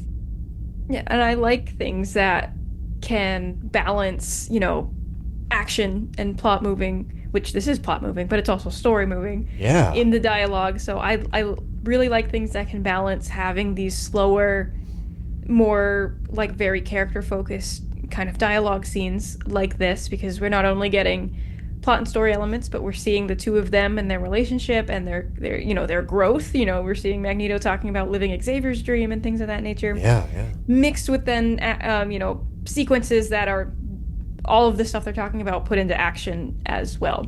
So, and certain things I've seen where it's been not talking like this, but other shows I've seen have too many just sitting in dialogue scenes, and they don't show enough like actual movement because it's still a visual medium. Right. We need some of that stuff, or I've seen things that don't sit and let us have moments like this a lot, and I really like the striking of balances, because I love like conversations like this and just being able to hear different things and seeing those character elements come through, because that's really where it does. And just chew on the words that they're giving us, like, but like, I totally agree with you. And the other part, like, this is a cartoon. This is essentially a kid's cartoon. Do you think some kid on Saturday morning eating his Lucky Charms cereal is going to want to sit through 2.5 minutes of just dialogue between two adults? No, probably not. But no. So like, but we are hooked, and that's yeah. And I mean, at this point, this is written for adults, so it is. This really is. Yeah. It's so. Oh man, it's so good, so good. All right, let's get into let's start episode 2, part 2 of Rise of Apocalypse. I could just, phase through the gizmo and, quietly short it out. Yeah, well, we're phasing through the discussion on part 2. So, no opening in this episode, Shadowcat. Usually there's something before the title sequence, but instead they give us the previously on, and then they give us the title sequence, and then jump right into continuing the story. That's impactful. They're not wasting any time. Just go. Yes, but I also will burst your bubble slightly. And this is actually very normal for every episode. The only one that's had a cold open is A Force to Be Reckoned With last week. Oh, okay. So all of the other ones have started... There's usually the previously on and then directly into the intro, so... Yeah, okay. But I think maybe for you, since you watched them both back-to-back originally, and not how I watched it with episode 3 last week and then episode 4 this next week, it's probably just boom, right into it from the to be continued right into this. It just felt impactful this time around. It was pretty cool. So we see that Magneto had, because we're wondering what happened, the mountain got blown up, everyone's inside, and Magneto had put a magnetic protective barrier just around the team, and even says, this is all I could save, this small group. And so he managed to save them from the blast, but somehow on Sabanur also survived. He didn't have anything protecting him. Yeah, he's fine. So he's invulnerable to most things already at this point. But he's on his knees and he's holding. Who was he holding? Ball, was that ball he was holding? Yeah. So I was like, wow, he survived that with no protection. Yeah, like I said, I mean, probably in a moment of a reactionary to rubble coming around you. I mean, like he said, he can shift his density and strength and things of that nature, so he can probably make himself dense enough where he's just at that point invulnerable. Yeah, it's crazy. But he is impressive, to say the least. Yeah, but this is his the last person he cared for is now a little bit is now dead. Yeah, dead. Yeah, the man who saved him, basically. He's only alive. Like his father figure. Yeah. Because of Ball, he's alive. So, so if he needed any more pushing over the edge, that was the final kick. So we're going to go into our next clip here. So this is Xavier, him and Xavier sitting on the edge of the crater, and they're having a discussion. Xavier decides to tell him that they are lost travelers, but they're not from around here. They're from a different when. And now we know the answer to the question I was asking before. Does he actually know? So he offers to tell him where they're really from. And I was going to ask the question, is that such a good idea? So you can answer that after I play the clip. You all are from the future? 5,000 years from now. A time when mutants are not a rarity like you, but a people, thousands strong across the entire world. That symbol you hold, it belongs to our team, the X-Men. It is a promise of a future where young mutants work together, learning to use their powers to build a better world. Mutants much like yourself. My quest to free Egypt has failed.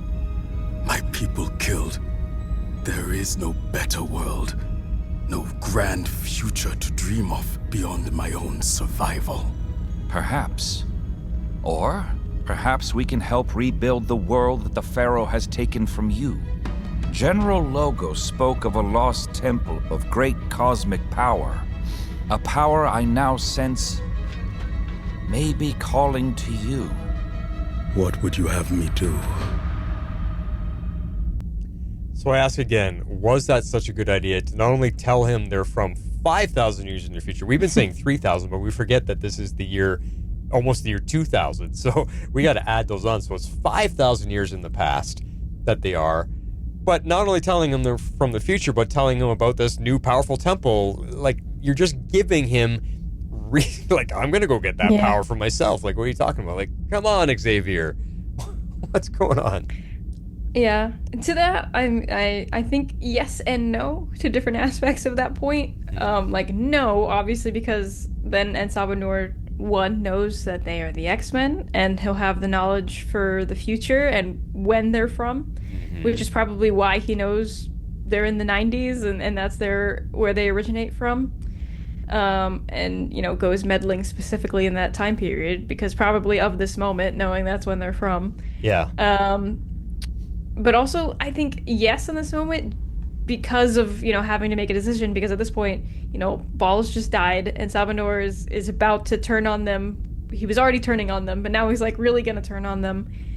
And I think at this moment, Xavier knows that if they keep lying to Noor and don't answer his questions or refuse to, then Noor is just going to continue to fight them right then and there, and there's like no more trying to reason with him at all or stopping his fate any further. So good point. Yes, to the sense of like, this is a choice in that moment to continue to try to, one, protect themselves, but also, you know, help Noor still continue to try to go on that path.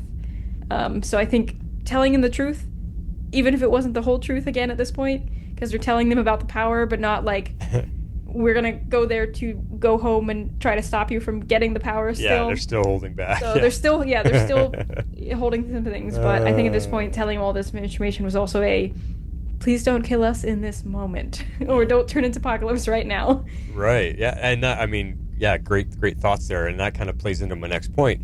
Magneto still thinks he can set him on the proper path to lead to a better future.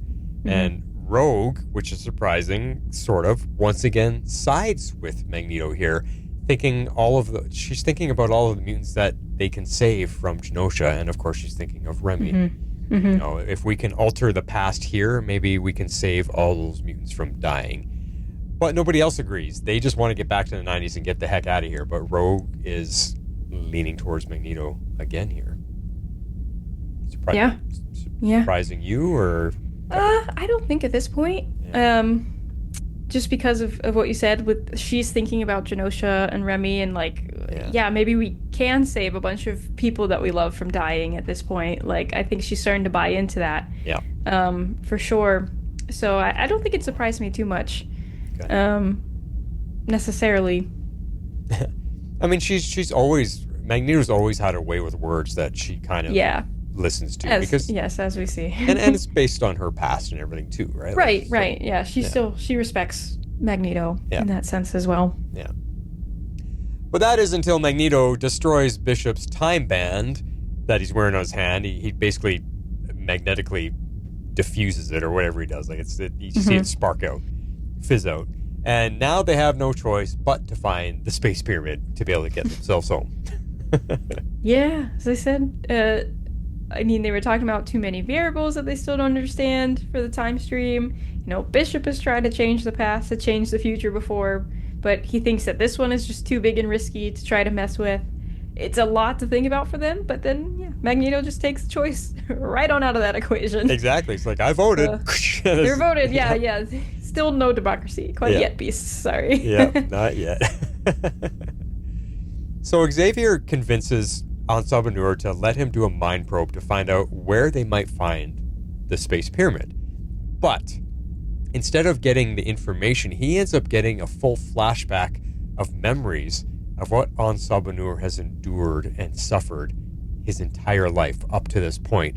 And I tell you, Shadowcat, this is what I've been looking for. This is what I love. In a matter of 20 seconds in a flashback sequence, or 30 seconds, I don't know how long it was, we get everything about Apocalypse that we need to know to fully understand what he's been through, what he suffered, what has led to all of his rage that he harbors, the loneliness that he's felt. And now suddenly, like I've said before, you have such depth, you have such understanding of who he is and why he is that way. And now you have a very worthy villain that you can't help but feel something for. And yet again, it's because of this tragic life that he's been through is what ultimately leads him down the bad path. And this is what I mean. Pay attention, DC, in your movies. This is what you got to do to give our villains depth, to allow us to understand them, allow us to go, whoa, this is why he is the way he is, and now we get it. And this is what makes a good villain. That's always what makes a good superhero story, when you have a villain that has depth and story that we can understand. I will always state this. Marvel just knows how to do it and how to write these stories, where DC has just been failing time and time again lately by not giving us a good villain. I love what they did here with on Sabanur. Seeing this flashback, even though it was only a little bit, it just really just like, oh my God, like you can't help but feel for him. Like the poor guy, look what he's gone through. No wonder he is what he is because of what he went through. You can't help it. Yeah, and I think it's good, but this is also like one of the moments where I do wish we had gotten more than 20 seconds of it, or however long it is. Yeah. I feel like I wanted more of this weaved into the first of the two-parter. I mean, we do see a lot of the, his where he's at right now with the Sandstormers and Ball and things, but I don't know. I felt like I wanted more of that weaved in right from the beginning to see a little bit more of it kind of pieced together than just right now. But I with the talking about the dialogue scene we just talked about in the first episode, your favorite scene. I like spending time and getting to like sit with characters and getting to know them and their motivations and not just necessarily glimpses. So it's smaller, but I do wish we'd gotten a little more of that stretched out and we're able to sit with some of Ensabanur's past a little more than what we got. Yeah, no, I don't disagree with you. Getting to relive some of that might have even given more weight, but the fact that the fact that they still spent the time to give us something to help us understand him is something that most movies like this just aren't doing anymore. The villains are just empty and thugs and whatever, which you'll find out when you see Supergirl, that the villain is just useless thug.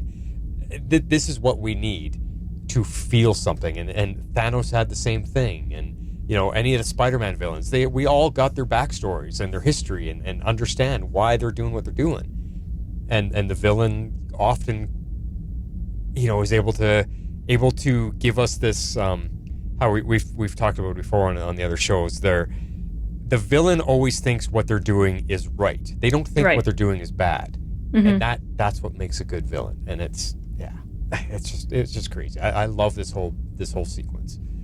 But at the end of it, we see Ensabanur look to the stars, and he sees two rows of, or is it Xavier looks to the stars? No, it's not Ensabanur. He sees these two rows of three stars, and a voice calls to him, "Come, be eternal." Whoa. Like, isn't that star formation similar to the mask of one of the Eternals or one of the Celestials? I think I've got all mixed up here. You did. It's okay. But it's where he gets his power from. Is that where all the cosmic power is coming from? Or for Ramatut as well? Like, is there a connection here to the Celestials, to the Eternals, to everything that I'm thinking about here? Yes. Yeah. So I get why you're calling them the Eternals, and also because he just said eternal. Yeah. So the Eternals... The Eternals are beings that the Celestials created on Earth. Okay. So if you just think about the Eternals movie, which is probably most people's only knowledge of the Eternals. Exactly. Our only experience. Which is also, I mean, I don't know much because I've never read any comics with the Eternals in them. So that's also mostly my exposure to the Eternals characters themselves. But they are beings that the Celestials, which are the very ancient kind of space god alien beings, whatever you would like to call them, they created on Earth. But those 6 stars in the 2 rows of 3 are what the celestial helmets on their armors or their eyes. Right. I'm not sure at this point if it's armor or their form. Yeah. That is what they look like. And we see it when they enter ship. They stare at it for a moment. So in this, Nur calls it that constellation that they see with the 6 stars. He calls it the Gardener's Gaze. Right. Which some of the Celestials are referred to as gardeners, because they basically plant seeds of civilization and power across different areas of the universe. Right, which we kind of saw in the Eternals movie. There was a little bit of that type of stuff. Yeah, a little bit. Yeah.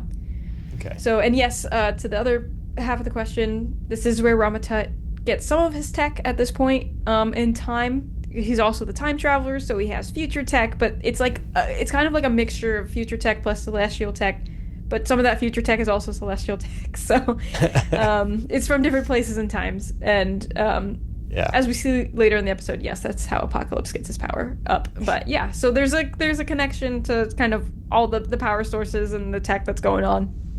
Wrap your head around all of that. Yeah. Yes, it's even more weirder in the comics. So. Oh man. But just a side note, like during that whole, the music during all of that is just it's such a masterpiece. I mean, we're gonna probably say it every episode, but the music is amazing. Like everywhere. I can't wait till the full like season soundtracks gets released so I can listen to it. It's so powerful. Yeah. All right. Well, that takes us to the next clip that I want to play, and this is another slowed down moment, but I think it's pretty important and pretty powerful. Cannot sleep. I never can either. Just hard to believe is all. That we might finally be able to punch our ticket home. And yet, you do not seem glad. What is awaiting you there? It's more about what's not waiting for me. Someone I lost. Someone special. What about you? You ever been in love? My mother abandoned me in the desert as an infant. And ever since, everyone I have ever known, I have lost. Love is pain. A weakness I cannot afford. And the only thing that makes life worth living. And there's the rub. I do hope you get to experience it one day. For all our sakes.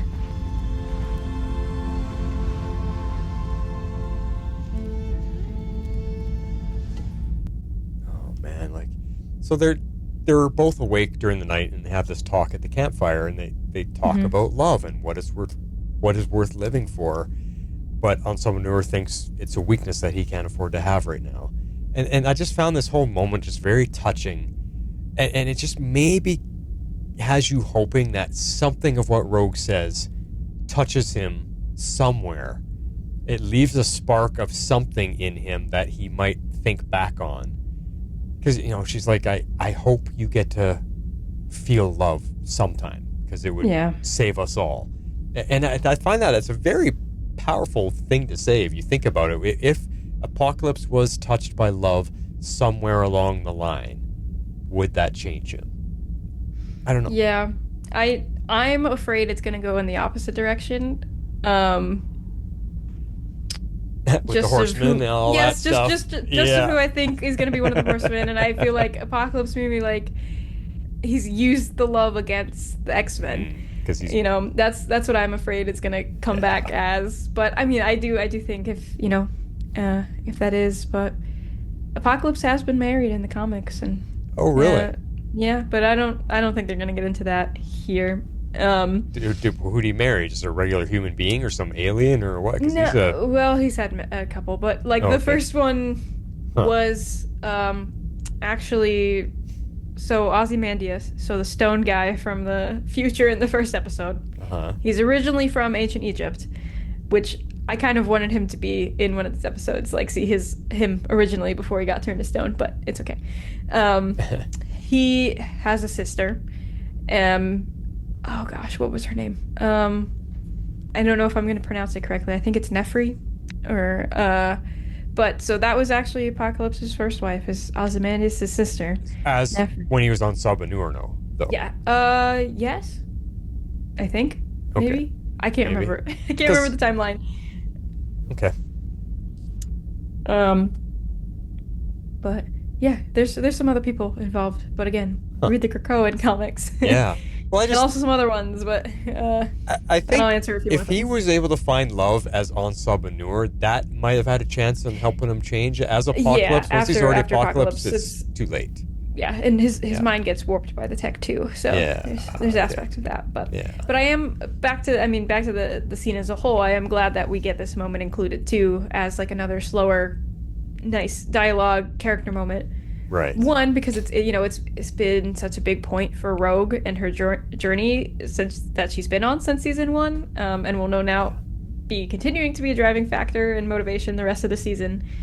But also too, it was one of my critiques amongst these two episodes is I just wish we had seen more interactions between Noor and the rest of the X-Men. And I get why most of the screen time is between Noor and Magneto or Xavier.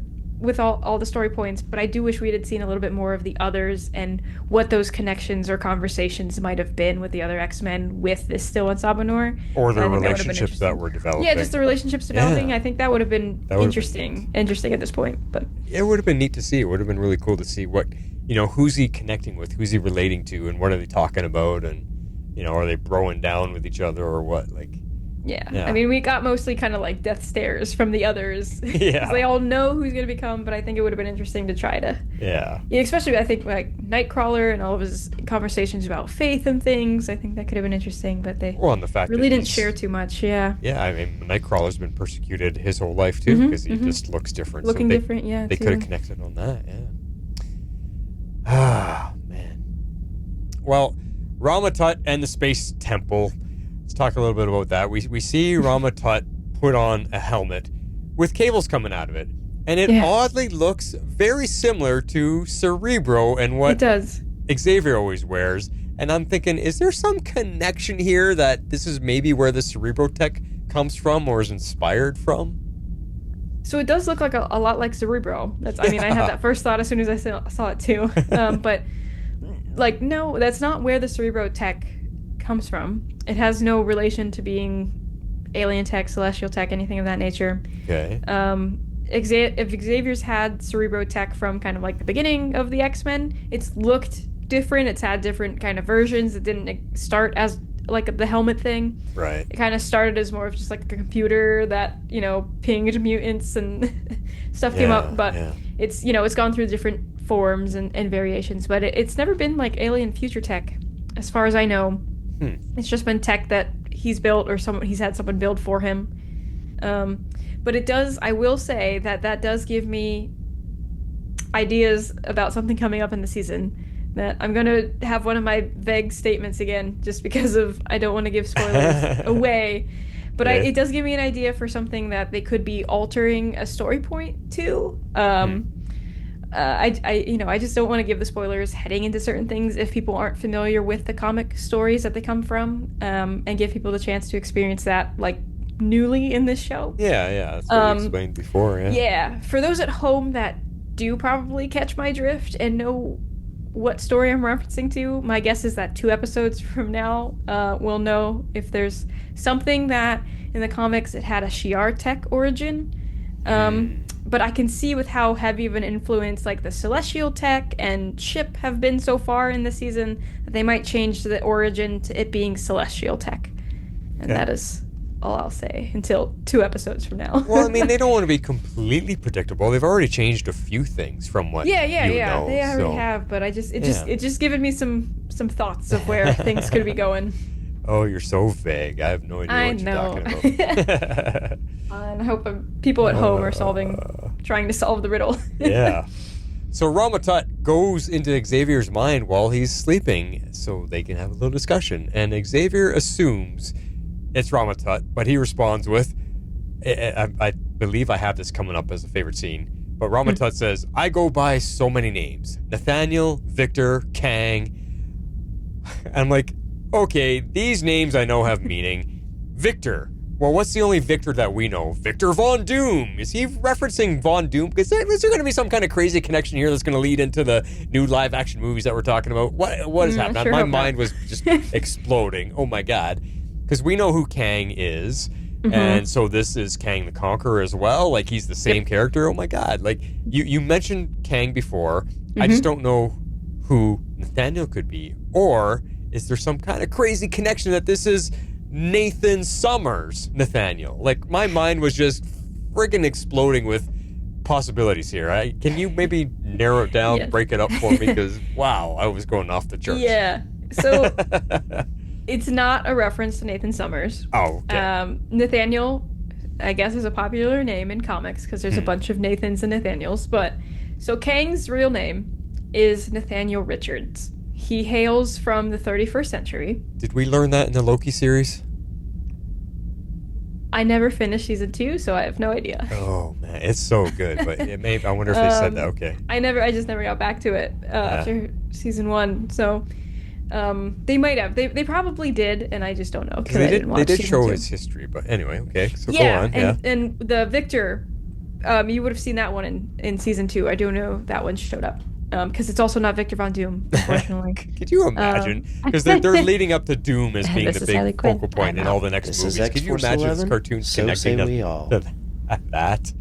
Wow. So him saying Victor is probably a reference to Victor Timely, which is another one of Kang's aliases. Oh, that sounds familiar. Yeah, so he time travels to 1901 at some point, and he becomes like a big industrialist and inventor, and like works with that's in the Loki series. Thomas Edison and things of that nature. That's in Loki. Yep. Yes. All so I knew that one was in Loki. Okay. So this version of him establishes a town in Wisconsin that he ends up using as a base for his future self, and hides a bunch of tech and things of that nature, so he can use in the future. But yeah, I don't know if he's an alias of the original Kang or if he's one of the many like variants of Kang in that nature. But those are two of his names. So they probably dropped that because they did the Victor Timely in Loki.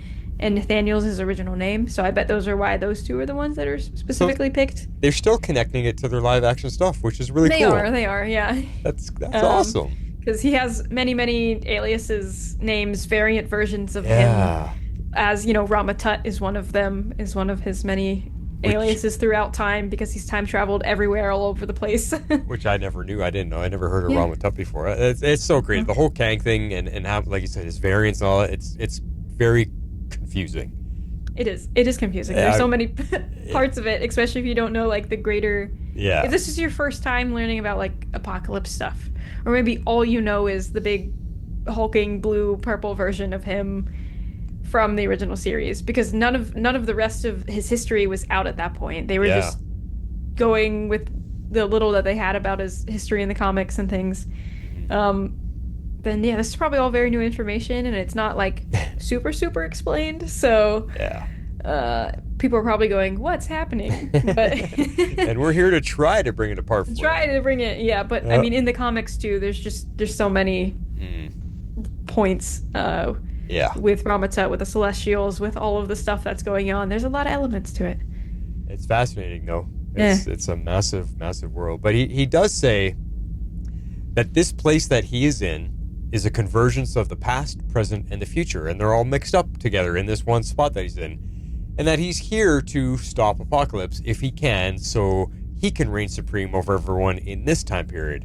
Yes. But maybe even more scary is that he says that Xavier can't stop Apocalypse, that he never stops him. Mm-hmm. Oh man. So it's inevitable that Apocalypse rises no matter what. It's useless to even try to stop him. Yeah. So it feels like they might be insinuating that Apocalypse, and Sabanur becoming Apocalypse, is one of those fixed points. Like, it has to happen no matter what. No matter what. But yeah, the never stopping him line is, especially from a time traveler who's been all over the place, saying that is not good. No. But the part, like you just said, with all the glowing lines form around them, and he's saying past, present, future, kind of all flowing at the same time. Mm-hmm. I do think that's a reference to the axis of time, which is a place that exists outside of time that in the original series Apocalypse goes to, and there's like a 4-episode span where he's collecting all of the psychics throughout time so that he can try to literally rewrite time itself. So, and he's at this place called the Axis of Time, and Bishop travels to the Axis of Time to try to stop him and figure out what's going on. And there is a version of Kang that Bishop talks to there, but we don't know it's a version of Kang yet. And I do think, because there's multiple voices that Xavier is hearing while Rama Tut is talking to him, and I do think that one of the other voices that Xavier hears during this sequence is that version of Kang who his name was Bender, but was actually Immortus, which is a future version of Kang, but was hiding as a guy named Bender. If that made any sense to any of you. Yeah. Oh, man. All right.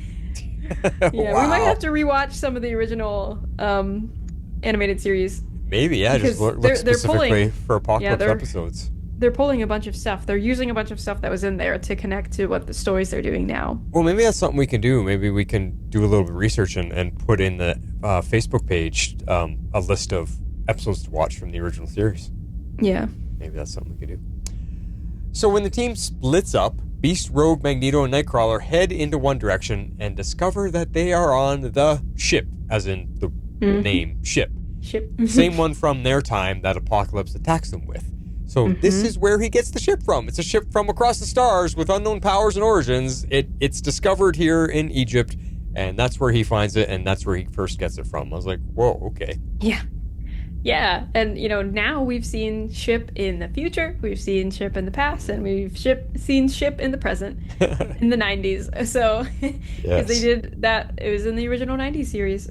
So, ship is one of those connecting factors, and how Apocalypse moves himself through time, just as how ship gave Cable the ability to move through time through his tech arm. So, like, their fates are always connected, and have all that stuff. So it's coming together. Yeah. Lots of time travel fun, I think, in that aspect. Oh. It's like a Gideon. It's like or a Gideon in multiple time periods. It's all connected, yeah. Or related or derived from. Yeah. Well, I got our next clip here. This is Xavier, Bishop, and Ansabanur go a different pathway, and they walk into a chamber that has all the glyphs on the walls that we talked about in the trailer. Showing what's to become of Apocalypse, and it shows his whole future sitting beside the Eternal, Celestial. which is the Celestial. Yes, you got it. And the X-Men are below him as he rises to power, and it's all over the walls. He now knows the truth, and he will no longer listen to Charles or to anybody.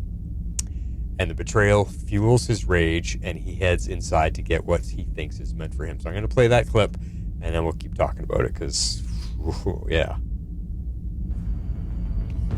Sorta seems like you know where you're going. It almost feels like I do. As if drawn by greater forces. I don't understand. Magnus, you need to get here. Now. This is me. And you.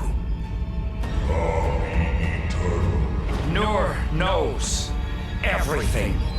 My future. It's all here. You knew what I was to become, and you tried to take it from me. Please, let me explain. With more lies. This is why you came to me. Not to help me, but to stop me. From becoming a monster you do not wish to be. From becoming who I was meant to be. Don't take another step. Bishop, no! Oh man, and then once that starts, it does not stop until the end. Yeah, and this is the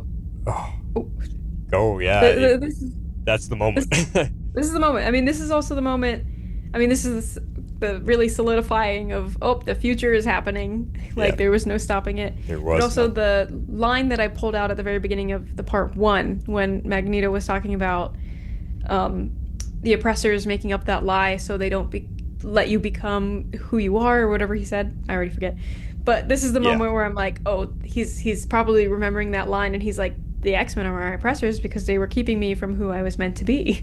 Yeah. So I'm like, I was watching it a second time through. I'm like, wow, they really like weaving that dialogue in. Like they know what they're doing. They know what they're doing, and it's just fascinating because he's looking at the images on the wall, and he's like, that's what I'm supposed to be. Yeah.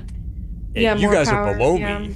Like you guys you're acting as my teachers, and you're stopping me from getting to that. And you know, and having all the rage underneath that is it's just making him more and more angry. Like I trusted you, and you're keeping me from my true destiny. And it's just there's just no stopping it. Like you said, this was the point. It was always going to happen. He was always going to find out, and he was always going to become Apocalypse. I have a bunch of Easter eggs about all the hieroglyphics included in Lockheed's lair when we get there. Okay. Because I paused to try to look at all of them that were in the room, because there's more than just the one that we saw of just the X-Men under him. So right. There's some interesting stuff in there. Okay. So then there's also, I noticed this on my second watch when talking about dialogue and knowing what they're doing and parallels and things. Right. On my second watch, I noticed this. So right after Nur beats up Bishop, that we just heard at the very end of that clip, and he's lifting Xavier out of his chair, he says that Xavier told him that his destiny is his choice, and he's made that choice. And so that is actually a parallel to, in episode 1, what Storm told Nathan. It was my favorite scene in that episode, as he was walking up that same ramp to get to his tech arm. She was telling him that his destiny is his choice and he has to make that decision. So I think that's a really clever little parallel there in the writing that I caught on the second watch. Yeah. Oh, yeah. Considering he becomes Cable and they're all intertwined, oh my god. Ugh. Yeah. Fascinating. There's this argument here that Xavier and Magneto, like the way I think about it, I'm saying, like, not an argument in the show, like there's an argument to be had here amongst us. Xavier and Magneto always think they're smarter or better and can get others to believe them. Yeah. But in a way, they're kind of doing the manipulating themselves to get the people to do it the way they want it to be, because they think it is the way. It's a bit grandiose of them to think that they can always outwit every other person and be above everyone. Like, no, listen to me, believe me, this is what it's supposed to be. Like, I kind of stood back and looked at it and said, you know what? They're not much better in some points, the way they think they're above everybody. Yeah, I do agree. And I do think, that's another shared trait between Magneto and Xavier, and I mean, one of why they butt heads all the time. Yeah. But I do think a lot of people see Xavier as, like, much more kind of saintly than someone like Magneto. But especially as being a very powerful telepath, he does have a manipulative streak in him. Yeah. So, we see that too in the first season when he's going inside Magneto's head so he can turn the power back on of the Earth and all of that stuff. So we do see that aspect. So I think they're really good foils to each other as characters. Right. Yeah. No, you're right. So I've been calling them Eternals all the time, but the Eternals, Celestials, have they always been a part of Apocalypse's creation? Like, what's the connection there? Why would they want him to rise to such power? Are they evil by nature? Like, I feel like I have to watch their movie again to understand them better. I don't know if the movie's going to help at all. Not in the sense of, like, understanding more of Apocalypse and why he's involved, because the Eternals themselves aren't really connected to Apocalypse. The only thing connected is that they, both of them, the Eternals and Apocalypse, are in a sense created by the Celestials. One with the Eternals themselves are actually created by them, but in this case, the Apocalypse gets the power from the Celestials. But yes, so the Celestials have always been involved with how Apocalypse gains his powers. It's how it works in the comics too, so that's pretty similar. But what's the answer to why? Why do they want him to have such power, knowing that he becomes what he becomes? Yeah, so I mentioned, this is part of your next question too. I think I have this. Okay. Isan the Searcher is the Celestial we mentioned earlier, so that's the one that is talking to Apocalypse. That's the one who's in, or at least we see a visage of him in the ship there. I mostly know there's not like too much in the comics necessarily surrounding him, and like a lot. I know that he's the one in the comics that is also the one that turns Nor into Apocalypse, so it's the same Celestial. Ship was originally his technology, I believe. Maybe I have something that contradicts that later. It depends. But I don't know too much else. So I do know. So the Celestials, I believe, while being very like ancient cosmic beings, one of their tasks is to kind of watch over different worlds and planets to help with like evolutionary matters. So they can change beings, like we see here with Apocalypse, like as they wish, to kind of make them as, I think they call them caretakers, but kind of like ushers of different evolutionary eras. So they're kind of the ones that are like charged with, in a sense of like, well, let's see what this being does with more power. They already have power. Let's see what they do with more, and seeing what happens there. And they just kind of leave them be to do what they will with that evolutionary power. In this case, Apocalypse is like, mutants are superior, but only also certain mutants because survival of the fittest and all of that kind of stuff. So It's almost like a big evolutionary experiment that they just kind of, they let happen. Boy, leave us alone, would you? Yeah. They keep messing. Oh my gosh. I mean, there's a lot of that discussion in real life about the massive evolutionary leap from the pyramids and the technology that was possibly there. And then you got talks about that. Oh, what crashed at Roswell in 1962 or whatever, did we reverse engineer that? And suddenly we had a massive leap in technology as well. Like, there's always things like that happening in our own history. So it's kind of cool. It's cool stuff to draw stories from. Where are we here in our notes? So, as he walks towards the temple, and I'm talking about Ansa Banur here, a pier rises out of the ground that looks like his head. Like it's Ansa Banur, but this thing, this whatever, grows out of the platform, and it looks like Apocalypse's head, which I find kind of crazy. Like, he was kind of shaped after whatever it was they had built there for him. Like, that was kind of weird. Like, why did Apocalypse's head grow out of the temple and allowing him to walk into it, and that's what he ends up looking like? That was so weird. I mean, I think if it wasn't Ansa Banur, whoever, maybe whatever being else kind of found this technology and the Celestials granted them, like, yes, come get this power. I think they'd look like that anyway. No matter what. I mean, yes, it has like the blue lip aspect, but I think that's just a thing they added for this. Okay. As kind of the connecting factor. But I do think, because, he doesn't exactly resemble himself afterwards, but... No, he's changed a lot, except for the blue lips. Except for the blue. So I do think... And the eyes. If it was someone else and not Ansa Banur that the Celestial had chosen or were leading to this tech, they probably would have looked very similar, because I think in the comics, Isan calls him, gives him the name Apocalypse. You will be my apocalypse, as kind of a coming, because he talks a lot about destruction and being the end of things and whatnot. So I think it was what gave him kind of that name of Apocalypse. So they probably always would have gotten the big A armor, kind of a thing. Mm-hmm. Cool. Okay. And then on the inside of that, we see this big pink diamond looking thing rise up on a little pillar itself that he actually touches, and that's what gives him the power and the growth and all that. I saw some chatter online, and I was wondering as well, is that one of the Infinity Stones? And if so, which one? Did they just bring an Infinity Stone back into play? Not an Infinity Stone. Oh, okay. So don't listen to the internet.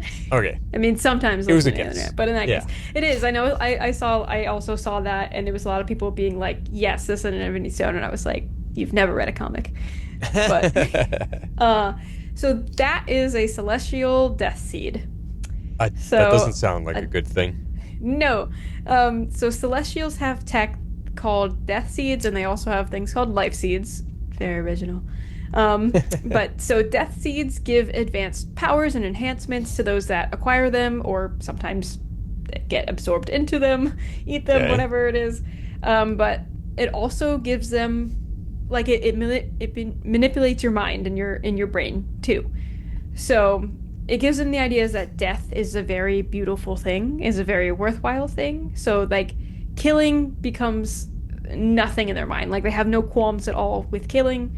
And killing is a thing that actually becomes a very strategic means to an end to ensure their goal of kind of that superiority, ushering in new eras of evolution or things of that nature. Mm-hmm. So, which is why we see he has no qualms, piles and piles of dead mutants in the future there. We saw that, all of that kind of nature.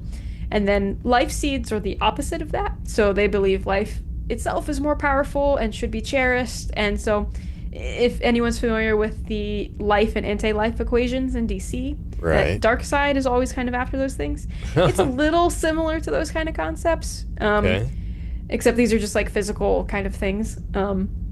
So yeah, Death Seed is a part of the tech that Apocalypse also uses in the Horseman tech, so transforming people into horsemen, because it also helps with kind of manipulating the mind and doing the brainwashing of these are good things that we should do. Right. Okay. Yeah. Wow. Well, that's a lot of information I didn't know about. So yes. So we see the diamond thing. It explodes, and then all the shards wrap around Ansa Banur, and it creates the armor, and it creates everything, and then he explodes out of that, and he's Apocalypse, and then you just see him grow. He just keeps just growing instantly to however tall he is, but Yeah. So now he's got his advanced powers. So Wow. he can Yeah. controlling his molecular structure. Now he can do it where he can change and grow and do all of that stuff, and he can change any part of his body into whatever he wants. Because we see him turn it into the cannon and the drill and like all kinds of things. All kinds of things. Yeah. Yeah. Now he can man. pretty much do everything now that he's got the power up. And we see that because, well, actually, even before he turns into Apocalypse, like he just kind of handily defeats all the X-Men before, because they're all trying to get him to stop. They're all trying to going stop into him. the chamber, and then he's just like, it's almost like no effort. He's just flicking them away. Yeah, they're not. Yeah. Nobody's doing. I mean, there's a scene. There's Nightcrawler jumps on his back and teleports him farther back in the chamber, and he just grabs his leg. It looks like it like sounds like he breaks like a shoulder or his arm or something. Breaks something. Yeah, because you hear him go oh, and then he throws them away, and Rogue flies at him and punches him, and then he grabs her and slams her down, and it's just like flies bugging him. Just get away from me. Like the X-Men do not stand a chance against him ever. he's insane. But that leads into a clip which is kind of is everything we're talking about when he becomes Apocalypse, and this is just the Celestial stating, all creation is forged through destruction, the end bringing forth the beginning returning to the end. You will be the end of things on Sabanur. Armies will dream of your demise, curse you, fear you, but all creation must crash against the eternal shore in order to thrive and grow. If you can endure it, then say the word. So I'm gonna play that clip, what I just said, because his voice is much cooler than mine. All creation is forged through destruction. The end bringing forth the beginning returning to the end. You will be the end of things, En Sabanur.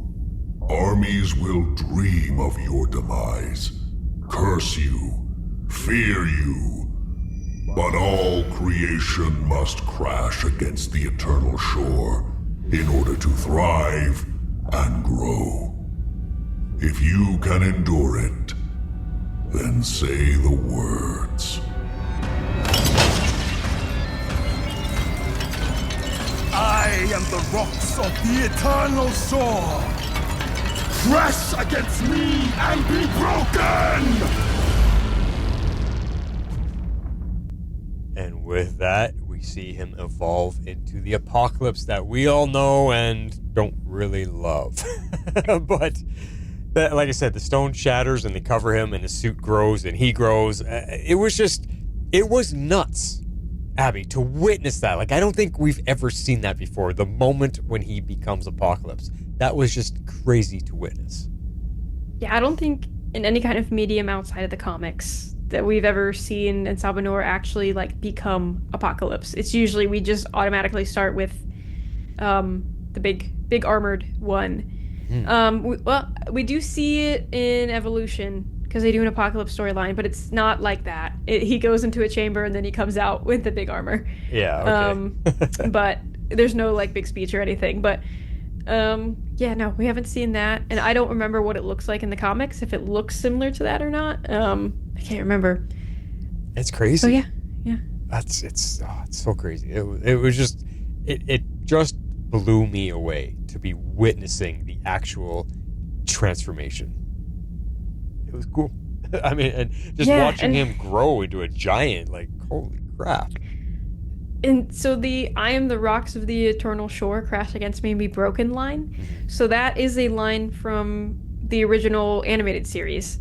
Oh, really? That a lot of people just like remember because they were just writing lines like that for Apocalypse back then. It didn't come out of any comic book or anything because they didn't have a lot of Apocalypse stories quite yet. Right. And so it's interesting to me that they're using that one line that he said in the show 30 years ago, and they're turning it into like this whole massive like kind of prophecy, cosmic element to him, which is fun. It's mind-blowing. It really is. It's so cool. Yeah. So Magneto sends the team back through the time portal. He unlocks the thing, sends it back there. They're all going, no, and Xavier grabs his cloak and ends up remaining behind. But he's doing this because he's like, I promised you I would get your team back to their time period. And he does. He pulls up to that promise, gets them back. but Xavier stays behind, and now it's just the two of them against Apocalypse, and that ain't good. No. I mean, the whole team couldn't stop him. What are two of them going to do? And we see Magneto's power is virtually useless against him, as he can withstand it or counter it rather easily, and Xavier can't even get into his mind. He gets, countered and refused.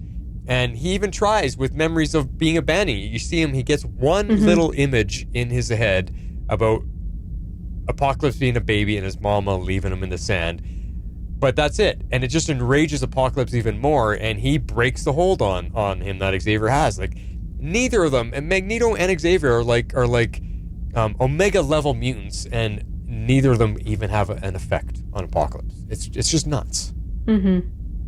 I don't know what you do with that. How do you fight that? You just can't. And then we flash to Ramatut, and he realizes he's in this temple. He's watching all this. He realizes that he has lost in this time period to Apocalypse. He says, oh, well, this time period's lost on me. I guess I'll go somewhere else. And he, gets his time ship to create a little time portal or whatever, and he flees this time period. He's gone, and he's just gone. He just leaves. But before he leaves, he jumps into whatever the little escape pod he's in, and he puts on a suit and he puts on a helmet, and all of a sudden he's Kang. Yeah. What the F? He just becomes Kang instantly, like that. That's crazy. So the outfit that you see him in, that iconic like purple and green or blue or whatever it is outfit, so that's actually it's just his time travel suit. That's all it is? That's all it is. It's his suit. Man. But that's what that's the familiar look for him. I know, and it's literally just his time travel suit, but it's funny. But yeah, so that was everyone going, aha. To everyone who knew, it's like I knew it. Or to everyone who has no idea that Ramatut and Kang are the same person, they're going, exactly what you just did, and going, what? Yeah. So explain if you can. I think you kind of gave us a little bit of it, but the whole story with Kang, what he's doing here, how does he jump around time as he pleases? What kind of power does he wield? Is he a force that can stop Apocalypse? Because he mentions only a Celestial can, or an Eternal one can. Like, is there any more you can give us to Kang's story here? So he came back to ancient Egypt this time specifically because he knew of Apocalypse and who he would become, and he had hoped that he could both get Ansabanor, to kind of do the same thing that Magneto's doing right now, to almost like get him under his wing, become his heir. Oh, okay. Before he became Apocalypse, or obviously just to stop him. His main goal was to just stop him from becoming Apocalypse 2, to see if he could. Yeah. But he also wanted to take ship back for himself, since he knew of the celestial tech, and get there. There's a little bit of the same. Get there before Ansabanor could.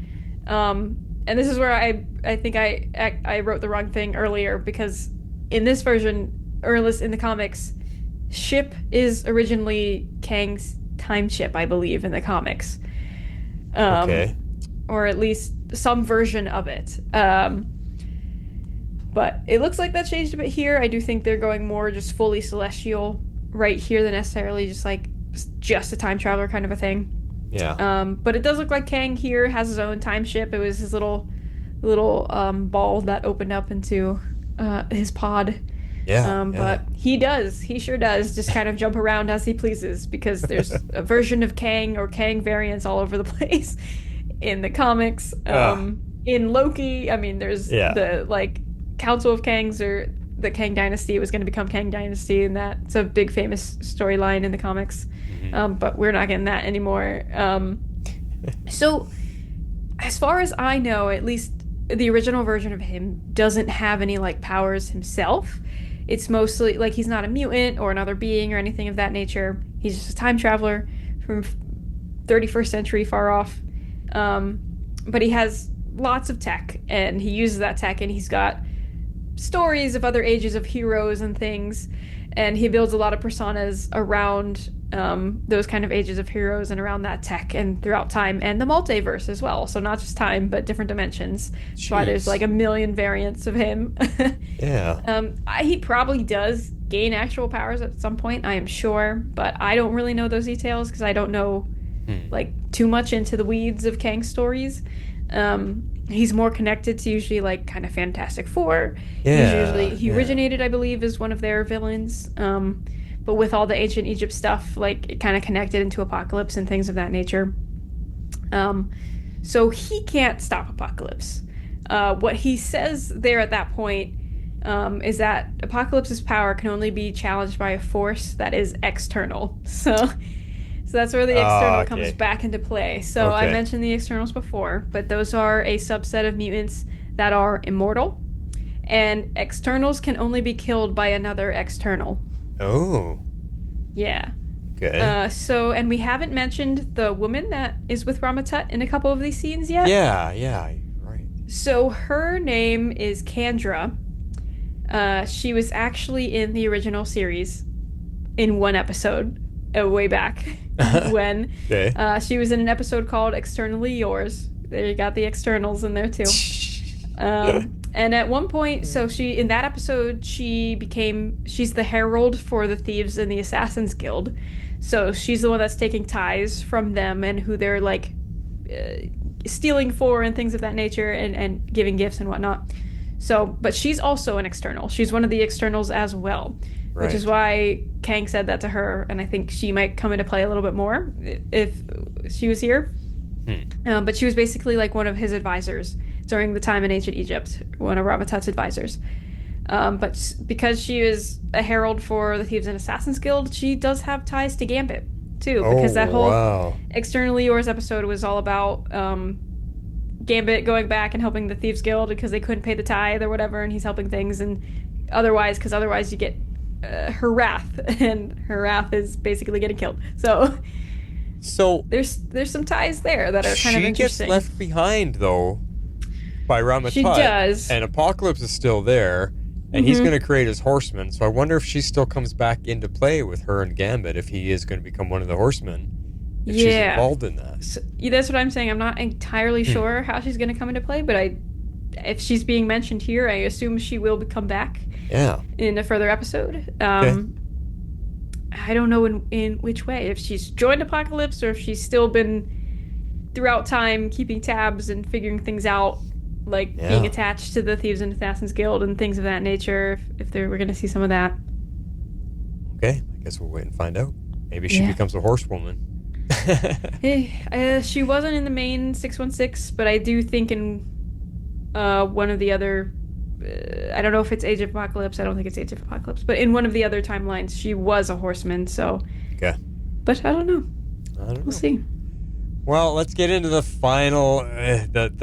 like I said, everything takes off from this moment, and we get into the final fight. So I was finding it hard to know what to write here, because these moments were just absolutely incredible and leaving me speechless. Everything that was happening, like you said, the X-Men couldn't even phase them. Everything was going on.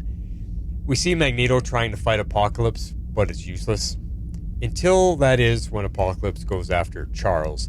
Then Magneto gets pissed and wraps Apocalypse up in so much metal that he's this massive hunk of metal, and he sends him flying across the desert, like just gone. And you think, oh, he actually kind of temporarily defeats him there. Okay, they got him. Good. That's it. That's great. Let's get out of here. And then I just, none of this stuff I saw coming. He starts saying his goodbyes to Charles. Like, you don't really know what that's going to be goodbye, but he's like, this is all my fault, and you got to get back to your time. I made a promise, and I'm going to try to stop everything here. I can stop this. Just trust me. I'm going to do this. And Charles is like, no. But he's saying he has to clean up the mess he's caused. He's going to create a magnetic shield around the black hole that essentially swallows itself in an explosion. But Magneto gets caught inside. And once he gets caught inside and the whole thing implodes, he gets sent flying out into the desert. And he also, in all of that's happening, he wraps Charles up in metal and sends him flying out in the desert to protect him from the implosion. And Charles is laying there on the sand, and he sees Magneto go flying over him after the implosion, and they kind of lands not too far from him. And just this, like, I can't describe it with enough gusto to give this scene what is it really deserves, because this whole thing was just cinematically epic. Like, not even the movies have been able to do anything like this. This was jaw-dropping. The music, the sheer magnitude of what was happening. There's just no words to describe what was going on here. It just was mind-blowing. That's all I can come up with for that. Yeah. Yeah, I think at this point in time, like, animation has come so far that you can do so much with it. And I know they have kind of a mixture of traditional kind of like 2D drawn animation, and they have like the CGI effects that they've been using for different things. Yeah. And putting together the backgrounds with different visual effects and things of that nature, along with the 2D animation. And like the black hole explosion and like everything with that, like, was crazy. Like, looked crazy. It was so cool. Oh, it was insane. In terms of like the emotional elements, like, yeah, I was like, I think at that point when Magneto he has like an injury and he's covering it up with the metal, and like metal Charles band-aids. is still trying to protect him, like right before he throws Apocalypse through into the desert. I think at that moment when they're doing the goodbyes, I'm like, one of them isn't making it out. I don't know if it's going to be both of them or if it's just going to be one of them, because I knew you knew something was coming. I knew something was coming because like all the reviewers had seen up to episode 4, and they were just all saying like episode 4 is the doozy, and they were like, it's like, remember it, but I didn't know it was going to be Magneto. I think honestly I was thinking potentially it could be Xavier, because I was trying to think of like, who did I see in future scenes in the trailer, like who, I don't know, I can't remember. But yeah, that whole just the whole whatever last 10 minutes or so of the episode, just you're speechless. Like, I don't think there's much to say to really be able to encompass. No, you're in shock. Like I said, when we see Magneto land in the desert, he creates a small crater himself, and Xavier's landing there, and he's trying to crawl up to him, but he can't get to him in time. Like, it's too much for him to pull himself up there, and all of a sudden Apocalypse makes his way back over the horizon, over the ridge, and he's stomping down there, and you're like, holy crap, like, he just walked all the way back. I guess for him it's not so bad because he's so giant. Yeah. But he grabs Magneto by the head and picks him up.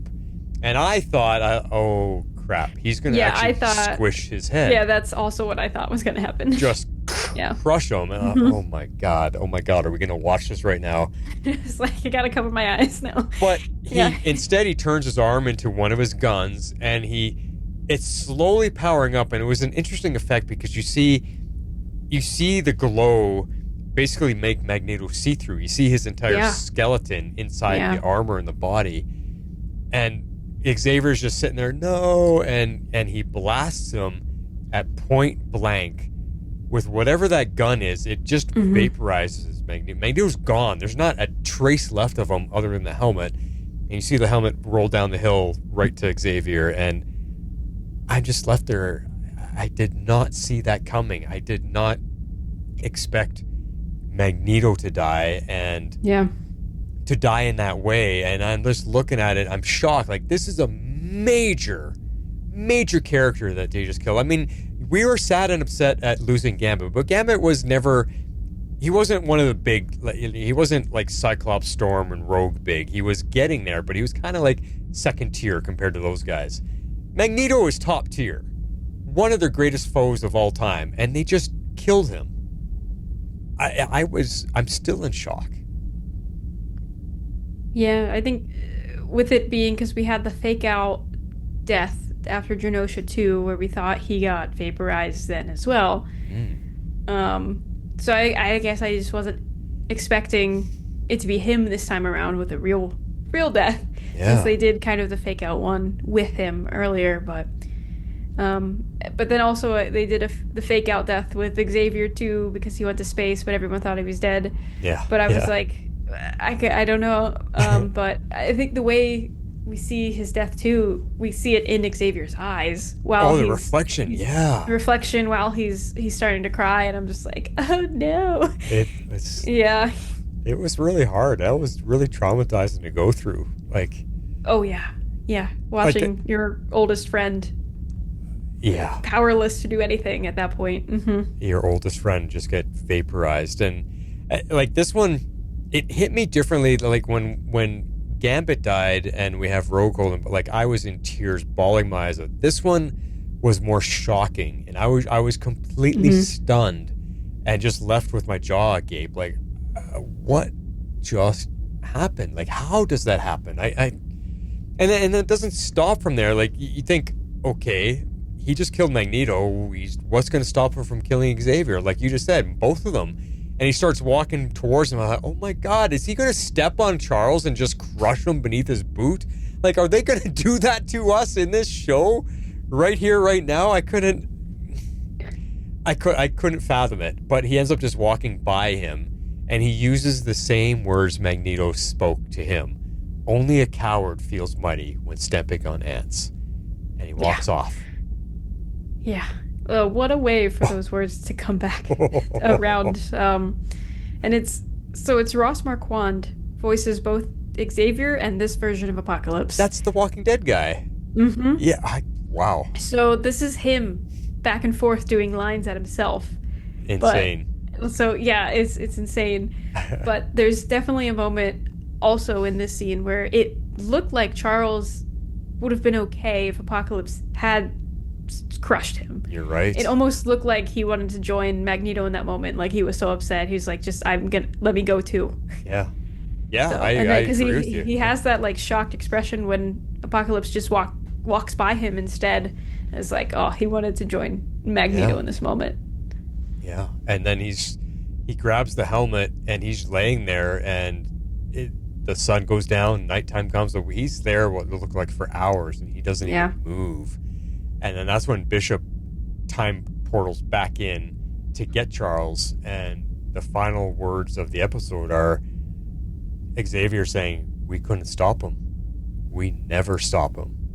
And then they vanish back to the present, and that's where the episode ends, and you're still stunned from the moment. Just wow.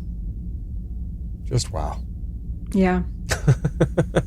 Like, I can't believe what this cartoon can do in its writing and its animation present and how it presents everything. I am just blown away. Like, these guys, I don't know why these guys don't get some type of award nominations. They should. Well, hopefully they haven't, once the full season comes out, like they'll probably be submitting some things for Emmys and whatnot.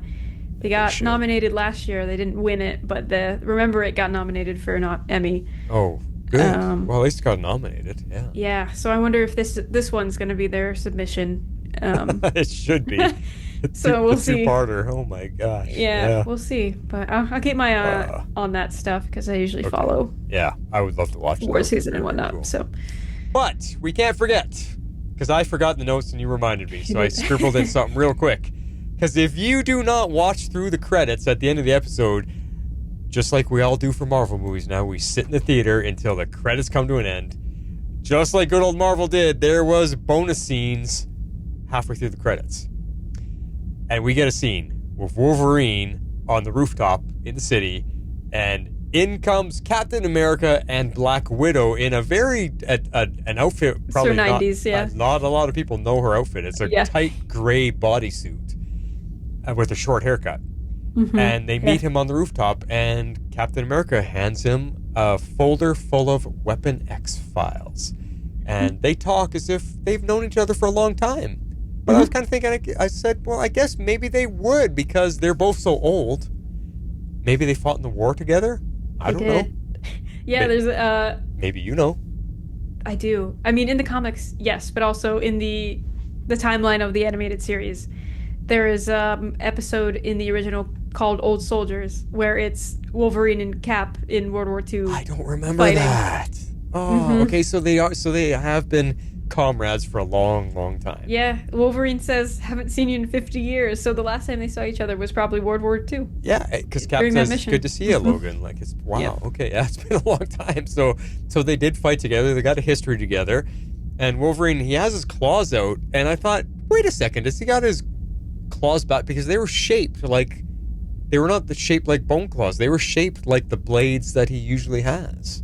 No, they were just his bone claws. It's interesting. Not the adamantium yet. Interesting that they were shaped like that. They looked a bit different. Yeah. No, it was still just the bone. Okay. So Cap is talking about him going after some guys, but to be careful. Who's he referring to? Who's Wolverine going to be going after? What are the Weapon X files? What's happening here? Yeah. I mean, he's going to go after Weapon X, it seems like, again, which was the government program that gave him the adamantium. Yes, that much we know. Yes. Yes. So he's probably going to get his, I'm pretty sure they just called him Team X in this show, back together to do it. So that's all of the other people that were through the Weapon X program. Because he refers to, he's like, I have a group, don't worry. Yes, so he's probably going to get them to all go back to Weapon X. So I'm guessing probably Sabretooth, like Maverick, it could be Lady Deathstrike because she was part of that. Yeah, people that were part of Weapon X I'm guessing he's going to try to drag them all back in to go after Weapon X. And we know there's an episode coming called Weapon X, so... Yeah, Weapon X lies in DVDs. Yeah, so... That is the next episode, so... Well, that could be fun. That could be fun to witness all of that again. But he's got to go through the friggin' surgery to get his stuff. That's probably back. what he's looking. He probably wants his adamantium bag. I bet he's probably going to look for an adamantium reserve or something. Oh my gosh, that's going to be, if we have to witness that, that's going to be crazy. Yeah. So, I mean, that's fun. That was in the bonus scenes, and I'm thinking, man, I hope I haven't missed any other bonus scenes, because I don't often... No, I think that was the only one. Yeah. That's so crazy, and they wouldn't tell anybody that that's coming. Like, man, you missed a big moment with that. Yeah. I usually watch the credits the whole way through, so I'm pretty sure that's the only one. And I wonder how many of our listeners missed this entirely, and they're going to be going, what? I got to see that, and they're going to go back and watch it now. Well, that wraps all of that up, but... Shadowcat has got like a full page of Lockheed's lair here. Let's get to Lockheed's lair. Don't you agree? What do you have for us? Okay, so in the part 1, the first episode, when the time machine that Beast is working on doesn't work and he like starts yelling and getting mad, there's at one point that he said he may as well be a cat pawing at a ball of yarn. Yeah. And so in the comics, Beast, he didn't originally start out as the blue Beast. He was just human looking. But that's part of he had another mutation that made him the blue Beast. And throughout the comics, as we kept going, he keeps transforming more and more into different looking beasts. So at one point he becomes one that looks a lot more cat-like. And during this time, he builds a failsafe for himself. Because one of his fears is that he's going to keep devolving more and more into an actual animal with his mutation. Okay. And if that ever happens and he loses his human mind, he wanted to build a failsafe for himself. And that failsafe is an actual ball of yarn filled with pheromones and things that if he got it, it would snap him out of that and make him be in control of his thinking brain again. So I don't know if it was an actual reference to that, but I caught it and I laughed because I know those issues when he literally has a ball of yarn that will snap him back into it. So I thought it was funny. Fun. And then in the part 1 also, when Xavier's in that mindscape in Logos and he's going through all the pyramids and stuff in that mindscape, there's at one point a shot when he is standing in the desert and there is a red cracked what looks like a moon above him. Right. So I do think that's probably a reference to then what happens in part 2 when with Magneto's death and all that's left with him was his cracked broken helmet. Oh. Because it's in the colors. It's like a red purplish Yeah. moon. So he kind of envisioned it without really knowing what it was. Yeah. But it could also be a reference to something that is potentially coming down the line that a lot of people have been theorizing.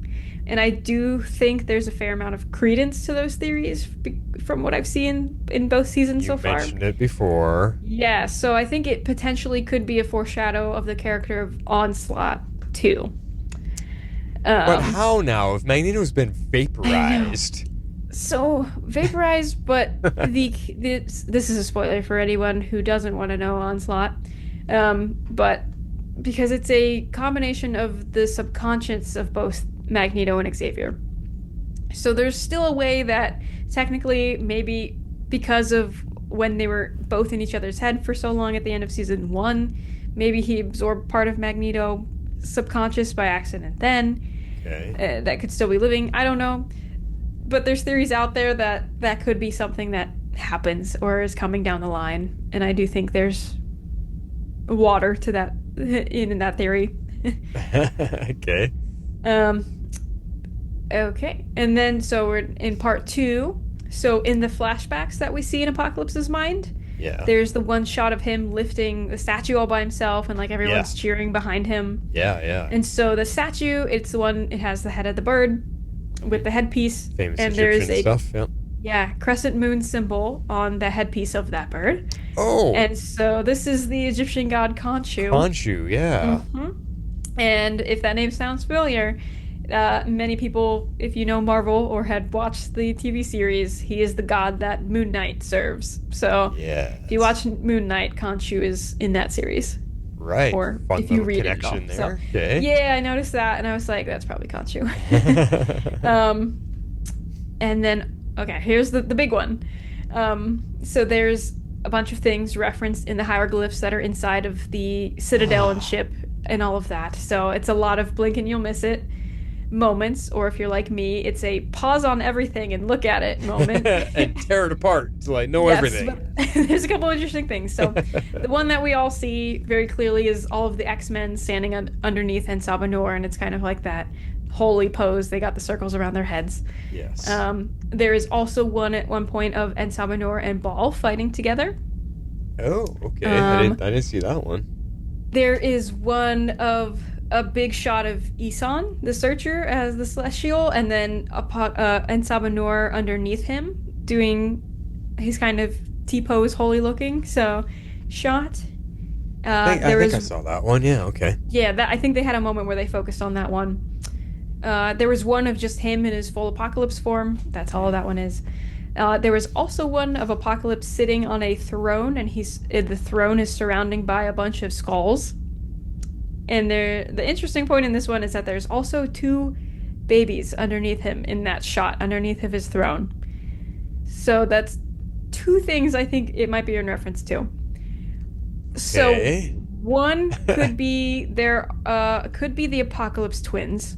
So they're Apocalypse twins. What? I never heard of that. I don't know if I want to go into that history too much because it's a little also convoluted too. But oh boy! But just know that there are characters called the Apocalypse twins out there. Are they actually children of his? Not of him. Okay. But of some of his horsemen. Okay. So it could. Maybe it's just a little hint, an Easter egg. Yes. For you guys. So I don't know if it's that, but there's one other thing that I think it could possibly reference to. Okay. So I think it could also be in reference to Nathan. So it could be Cable. Oh. And another character that I'm just going to say the name of, because if I try to explain, will be Here all night? Spoilers. That, and also it would just, anything I say about it would just be spoilers. Okay. So it could be potentially representing Nathan and Strife, is what I'll say. I know the name Strife. Okay. Okay. Yeah. Great. That's all I'm going to leave it at for people out there. All right. Wow. And then, so 2 more. There's also one that is Kang as Rama-Tut in his Rama-Tut form. Mm-hmm. And then there's 2 other heads on the side of him. And one of them is him in his full Kang gear that we saw him, his time travel suit. And then on the other side of that head is the version that I mentioned called Bender, which is the disguised form of Kang that was at the Axis of Time that Bishop talked to. I just think of Futurama I saw when that you really say Bender. Yeah, Futurama. Yeah. That's all I picture. But okay. Well, the Bender version kind of looks like a character out of The Simpsons, in my opinion. In my opinion, it's funny. But I noticed that. And then there's also a shot of the Horseman tech, and underneath the Horseman tech is his 4 original Horsemen. And when I say original, the original that we saw in this show, not his original in the comics. So we saw Abraham as War, Plague as Pestilence, Autumn as Famine, and then it was Warren as Archangel as Death in there. So I thought that was really interesting. Oh, wow. Yeah. I mean, are those hints at what's coming because it happens so fast that you don't really get to see it unless you pause it, or is it just Easter eggs? That's the question. most of them are Easter eggs because it's, they're hieroglyphs that are portraying Apocalypse's past, present, future. Yeah. And in the comics, Ozymandias, the one that got turned to stone that we saw in the first episode, he's actually the one that creates all of those carvings because his mind kind of can go in and out of space and time, and he makes all of those inside of ship. Right. So I don't know.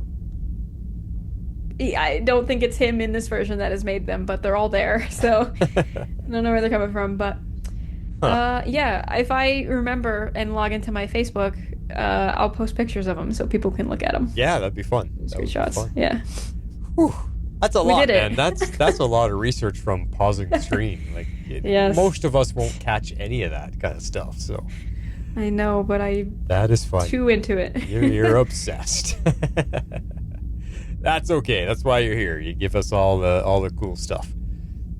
Well, we're gonna pause for our second ad break here, and when we come back, we got favorite scenes out of episode 2. Don't you ever get tired of listening to yourself? Yeah, we kind of do. We've been talking for a long time. All right, favorite scenes. I believe mine is first this time. This is going back to when Ramatut invades Xavier's mind while he's sleeping in. They have a good old discussion, but man, oh man, there's a lot of information in this clip about Ramatut and what he's doing. There's just a lot, so we're going to go back and relive it.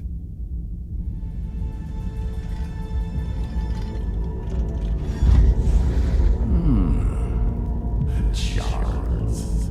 Hello, Charles. Wakey, wakey, wakey. Do you want to know the secrets of the temple? I can tell you. I know, but it'll be exciting. You peddle a dangerous history. Who or what are you? Oh, he's going to be so surprised. Surprise is irrelevant. Answer me!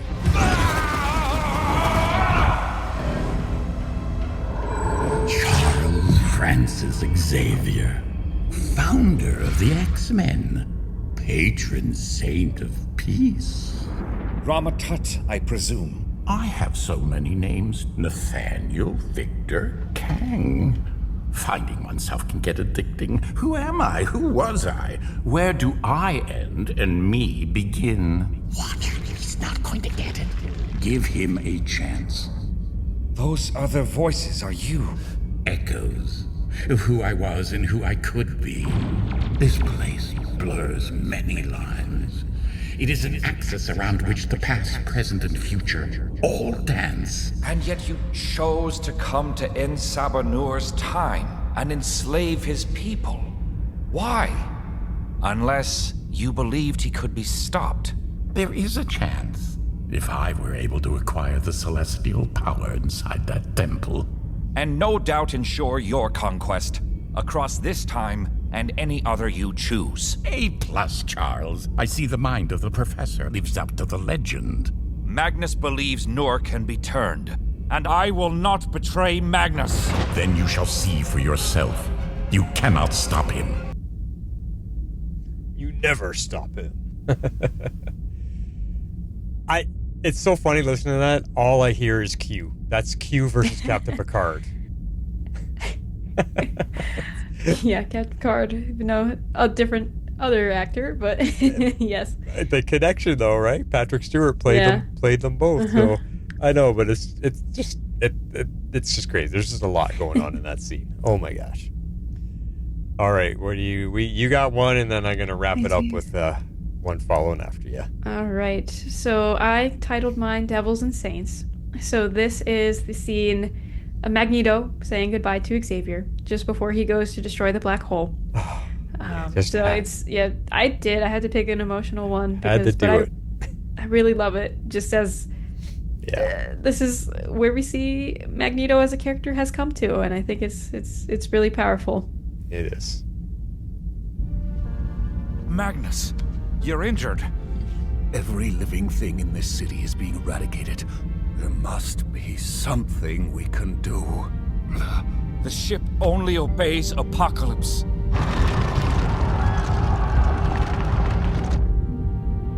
Then I will stop it. Magnus, you cannot. The power is too great. Magnetism can bind the debris circling the black hole. You'll die. It is not enough to remember the mistakes of our past, Charles. Honor me with action, not tears. That world needs you. It always has. Perhaps that is why I gladly played the devil, who pushes sinners to embrace the saint. Oh my gosh. Yeah. Nothing else to say after that. Just, it's good. Yeah, because then he starts doing his thing. Mm-hmm. It was his goodbye in only ways that Magneto can say it. I don't want tears, I want action. Mm-hmm. Honor me with that. Yeah. Well, I'm going to wrap it up with the actual true final moments of the episode, and we're going to have to witness it through our ears this time. Magneto's final moments.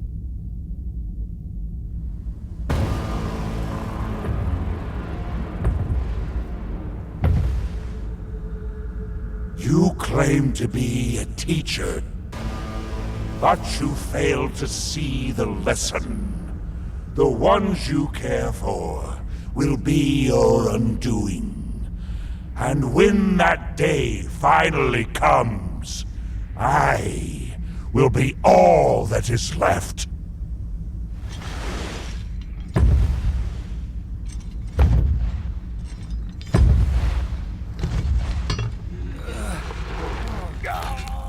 Get away from him!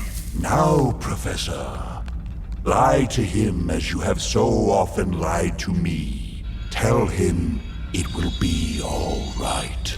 Magnus! I'm sorry. I can't. Charles, I'm sorry.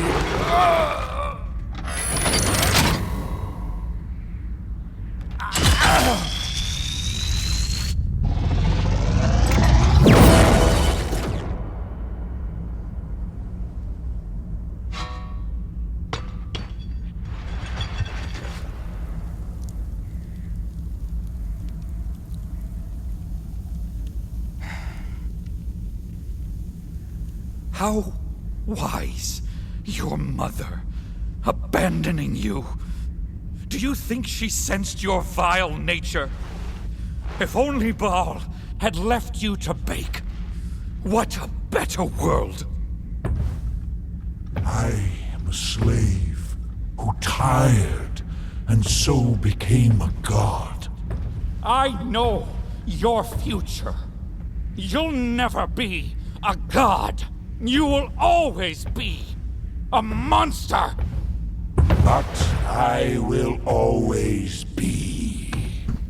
Alas, only a coward feels mighty when stepping on ants.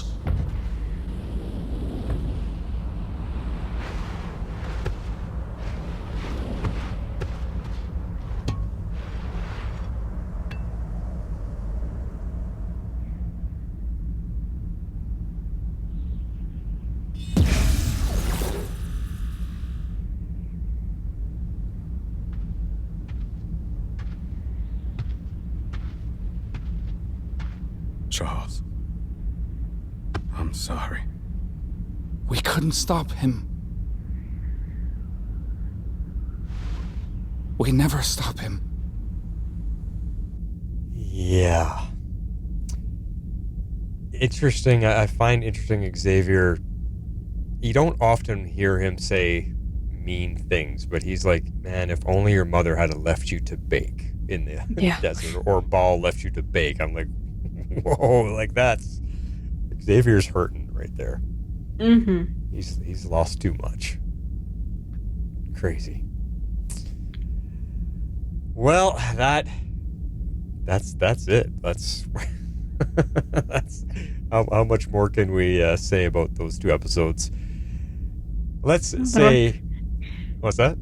Other people have things to say. Other people have things to say. say. We've spoken enough, so we're going to get to feedback in just a second. We just want to remind you guys how you can support the show, because we appreciate all our supporters out there that are already doing it, but this is what you do. If you'd like to support our podcast, you can do so at our Patreon page at www.patreon.com/tomorrowslegends.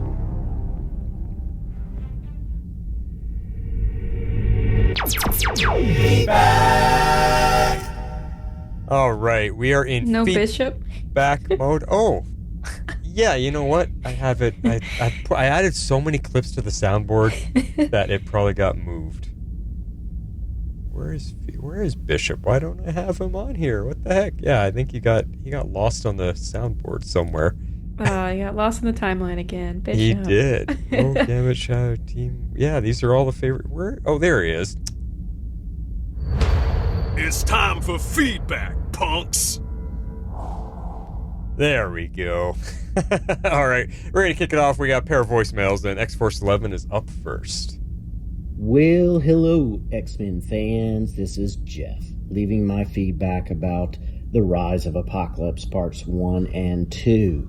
I was really impressed in getting to see the transformation from Nerd to Apocalypse in this episode, and getting to see that back lore that is done over years in the comics of different reveals, and getting to see it here. We knew that there was technology involved, but it's kind of timey-wimey because we see that it is the ship, the one that Apocalypse uses in the 90s, and the one that ends up giving Cable, the professor, his sentient AI in his arm there, but it's used in the past to transform Nur into Apocalypse. But yet Magneto destroys the ship. So it's really timey-wimey on how this ship goes through all these different time periods. And we see in that ship a Celestial. We see that same Celestial in Guardians of the Galaxy, is one of the ones trying to wield the stone in that little prologue that the Collector shows. And this Celestial that's in the ship is tying it back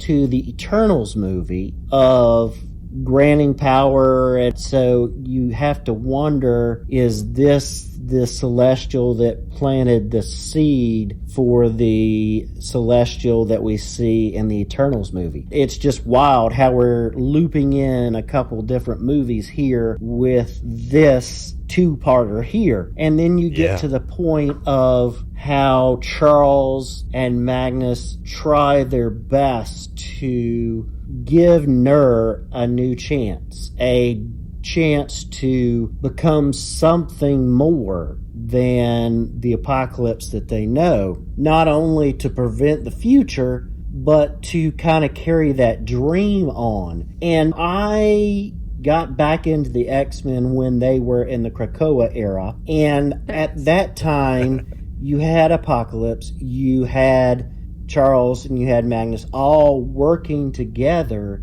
for creating this community. And I don't know how that all led up to it. I missed that part of it. But seeing the chances there of having a society that was different from mutants, and then the inevitability of that failing because of Kang, and he has many other names, and I'm sure Shadowcat's going to delve into that, but forcing that hand and forcing the change there. And so it is just so wild. And then getting to see the end sequence of Magneto sacrificing himself to save these humans and to make right what once went wrong, and help Charles there. But yet the sadness and the anger that Charles has to feel. I wonder, is this going to reshape Charles? Is it going to plant the seed for onslaught like in the comics. I just don't know. It was just an amazing 2-episode run.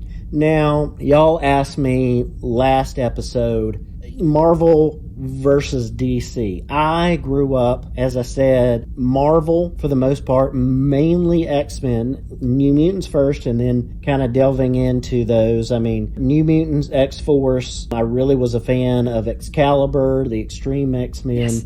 Those type of lines, but I was into all of those. And then as an adult, because of Justice League Unlimited and Justice League Animated, I got into Green Lantern and then back into DC, more Batman heavy, as well as some other things. And you know, they are two different companies, and they kind of traded back and forth.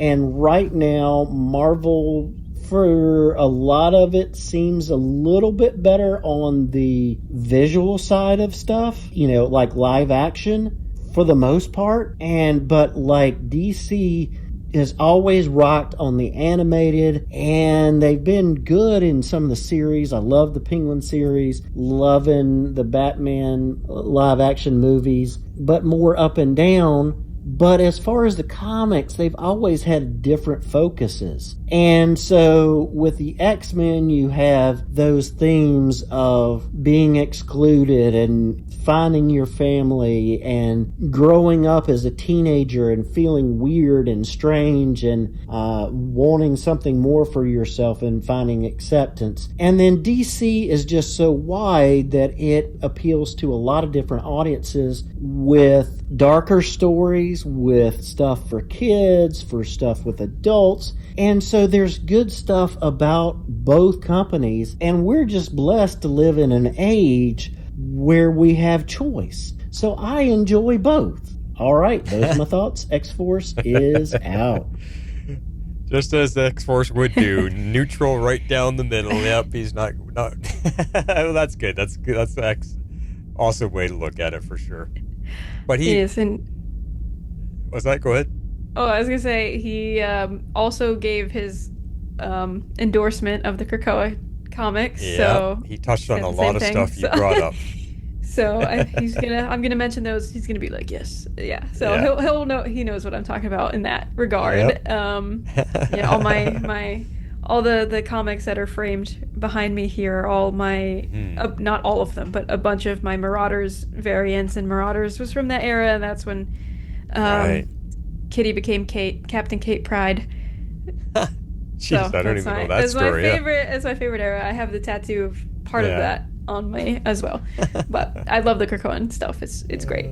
If cool. people fell out of X-Men, Krakoa is a very interesting place to jump back in. Oh man, it would be for me because I was out before all that stuff started. People will be very lost, but it's also like, what is going on enough that you'll probably just do a bunch of research and figure it out. But they'll just ask you, Abby. Yeah, they'll also just ask me. But he mentioned Onslaught 2. Yep, he did. And I'm trying to think of. He mentioned the ship being destroyed by Magneto because it crashed into the black. Yeah, I guess it did, right? Or it seemed like it did. I mean, it could be some timey-wimey stuff. One, if it crashed into a black hole, I mean, black holes are timey-wimey themselves, so maybe it got shot somewhere else. Or they could be pulling probably some sort of paradox in if they pull it from like maybe the future era and it's the one that crashes into Egypt in the first place, kind of a deal. Like they could pull some of that, where they're the X-Men are the ones that make it crash into the past in the first place to go find the tech. Like they could be doing some of that too. Timey-wimey. Timey-wimey. I'm sure they have some timey-wimey because I'm sure that's not an oversight of the fact that ship got destroyed or went into a black hole or something at this point. So, well, the fact that Apocalypse is still there, so who knows what he does? Which I found we saw is a point we never actually talked about. Like he doesn't get to leave, so does he? From that time period, 5,000 years ago, he just lives through history until it catches up to the 90s again. Yeah, that's what I'm assuming. That he lives his moments up until the 90s when we see him first appear then. Wow. But he can move through time. I mean, if I don't know. Yeah. Because now it's got me thinking about, because I haven't watched the original series in a while, and being like, okay, so the future apocalypse went back in time to the 90s. So is the one that we saw in the 90s series going to be that future apocalypse, or is this original apocalypse? And everything we see from now on is going to be that future apocalypse that came back. Like, Yeah. I'd have to make a timeline in my brain. Oh, timey-wimey. But all straight, yeah. So fun, though. So fun. All right. Good thoughts, X-Force. Last up, we got... I'm assuming it's J. Jonah Jameson. Here he is. Hey, X-Maniacs. J. Jonah Jameson here with feedback for the Rise of Apocalypse Parts 1 and Part 2. I'm going to give these episodes 10 endings to one of the greatest friendships in all of comics. What a freaking incredible gut punch. What a tragic ending. You just have to wonder, where do our heroes go from here? All right, let's go. So I have a question. When did Bishop become the Worf of X-Men 97? At every turn when he was like, hey team, we need to get out of here. We're probably going to do terrible damage to the timeline. And at every opportunity, our heroes told them no. And what did we get as a result of this? Total and utter chaos and destruction. I mean, if the episode hadn't ended as tragically as it had, I would not have been mad if Bishop had showed up and said, hey, told you so. All right. Speaking about that ending and the Rise of Apocalypse, I mean, we know he is the ending of things. He is pretty much inevitable. But this timey-wimey stuff makes me wonder, is this how he always rose to power?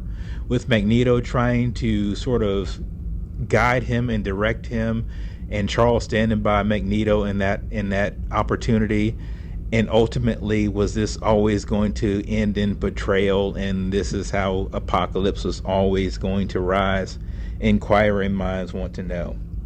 Inquiring minds want to also know is, how are our heroes ever going to defeat this guy? It feels like his only weaknesses, quite frankly, are arrogance and maybe the fact that he needs to regenerate. Those are really the only ways that our heroes can attack him and get to him. And I still feel like they wouldn't be able to utterly defeat him that way. Maybe they will just be able to take him out or thwart his plans, or I don't know. I'm just sort of waiting to see how our heroes can sort of take on this unstoppable force. The other thing I wanted to talk about, or at least I had a question about, is, or more importantly, I have a concern about, right, is we get these sorts of hints that Gambit's going to come back as a Horseman of Apocalypse, and there were some parts of maybe the episodes before that leads some of us to believe that there's going to be a melding of Xavier and Magneto into the character of Onslaught. Both of those things would be pretty freaking cool for the show, but what I hope doesn't happen is that somehow both of those characters reach some sort of conclusion where we get Gambit back to a status quo and we get Magneto sort of separated from Onslaught and back to a status quo. I think those deaths were important. I think they were significant, and I think that they have to hold. That's just my opinion. All right. This has been J. Jonah Jameson telling you how it is, and I tell you what, that Apocalypse, he's a miscreant, he's a hooded devil, and he's a freaking menace, and he needs to be stopped. All right, thanks for listening, and don't forget to subscribe. J. Jonah Jameson out. Always fun. You got answers to the things he was inquiring about? So how are they going to stop Apocalypse? I don't know. Well, here's my question. Can Phoenix stop him? Is she powerful enough? I mean, probably. Yeah. But I don't, I mean, yeah, I don't know. I mean, they're setting it up of having the question of like, yeah, how are they going to defeat this guy? Because he just swatted them all away like flies. Magneto is dead. Everyone is dead. Like, he can do basically anything. Yeah. Yeah. And, I mean, in past storylines and things of that nature, in the original animated show, like, after the Beyond Good and Evil, the one where they're at the axis of time, he basically gets thrown outside of time and ceases to exist at one point or something of that nature. So he might be stuck in a time loop of that nature too. So I think that's where the original one in the 90s went. So I do think everything else we're going to see is going to be that future one that came back to the 90s. Okay. Anyway, me trying to process that as I'm thinking through it. But I don't know. I'm really not sure where they're going to go with it. And I don't think it's going to be like a defeated forever, he's dead forever kind of thing, especially since he's an external. Because they do, even if they're killed, they do come back. They resurrect. Kind of a thing. So of course they do. Yeah. But I think it's going to be more of like, is he going to get contained somewhere, or is it going to be like a sense of like the only thing we can do is literally like figure out a way to have him cease to exist at a certain point in time? Again, I'm not sure. Yeah. But that's why we're going to watch the rest of the season.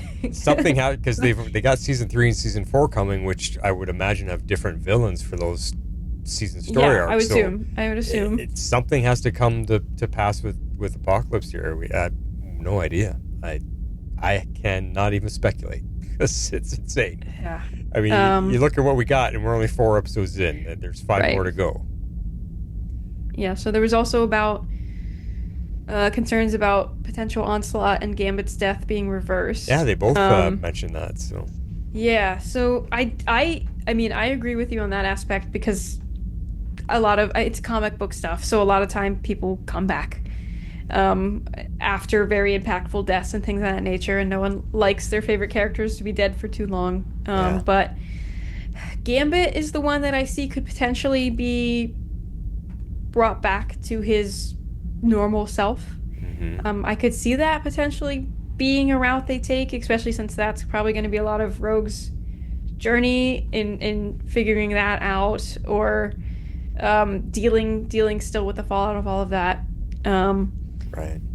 Magneto, I would, as much as he's a great character, I do think that's a death that needs to stay as a death.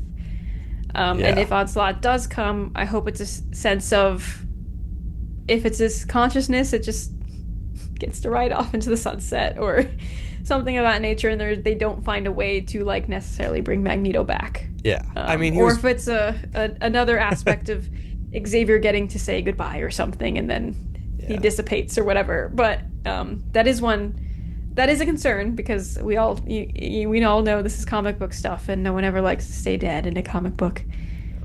But some things are pretty.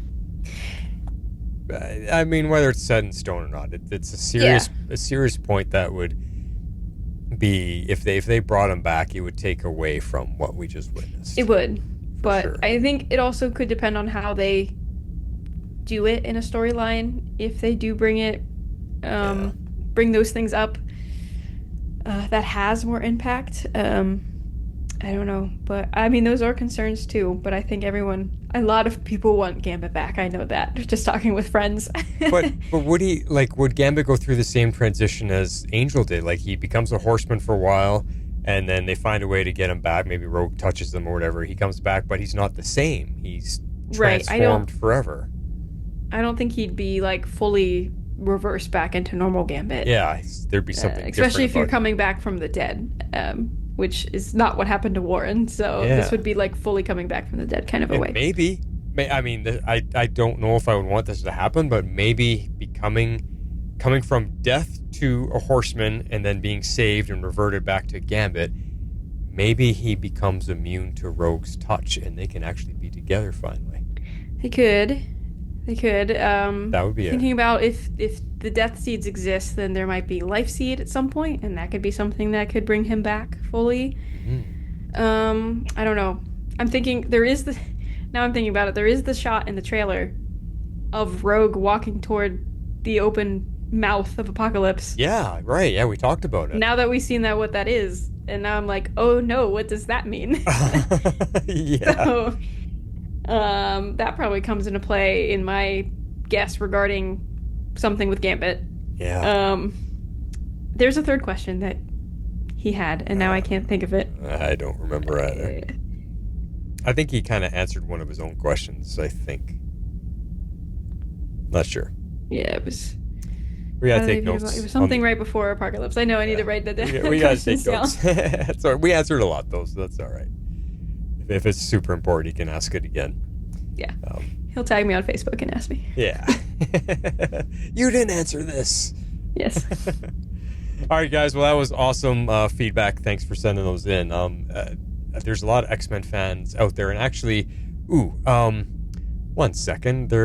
I forgot one message. Let me just read it before we go too far. Yes, there was an email that we got from Sanju, and Sanju says, I'm really enjoying your X-Men 97 discussions. Both of you are doing a great job. I learn a lot about the comics. X-Men 97 Season 2 is great so far. Finally, my girl Jubilee got to shine. Great premiere. So that came in after our first episode. That's why I forgot to throw it in here. So awesome stuff, Sanju. Thank you so much for sending that in. I'm glad you are happy and enjoying our discussions. So continue to send in feedback. It'd be great to hear from you again. Yeah. Awesome. So it's good, and I mean we appreciate it. when fans write in or whatever and let us know that they're enjoying what we're doing. That just helps us continue and realize that we're following the right path. We're not taking the apocalypse path. We're going on the right journey ourselves, right? Yes. All right. Well, if you want to be a part of the show, this is what you do. If you would like to be a part of the show, you can send in your feedback to tomorrowslegendspodcast@gmail.com. You can also reach us on Twitter @Tomorrow's Legends. We'd love you to join our Facebook page at facebook.com/groups/Tomorrow's Legends and become part of the community.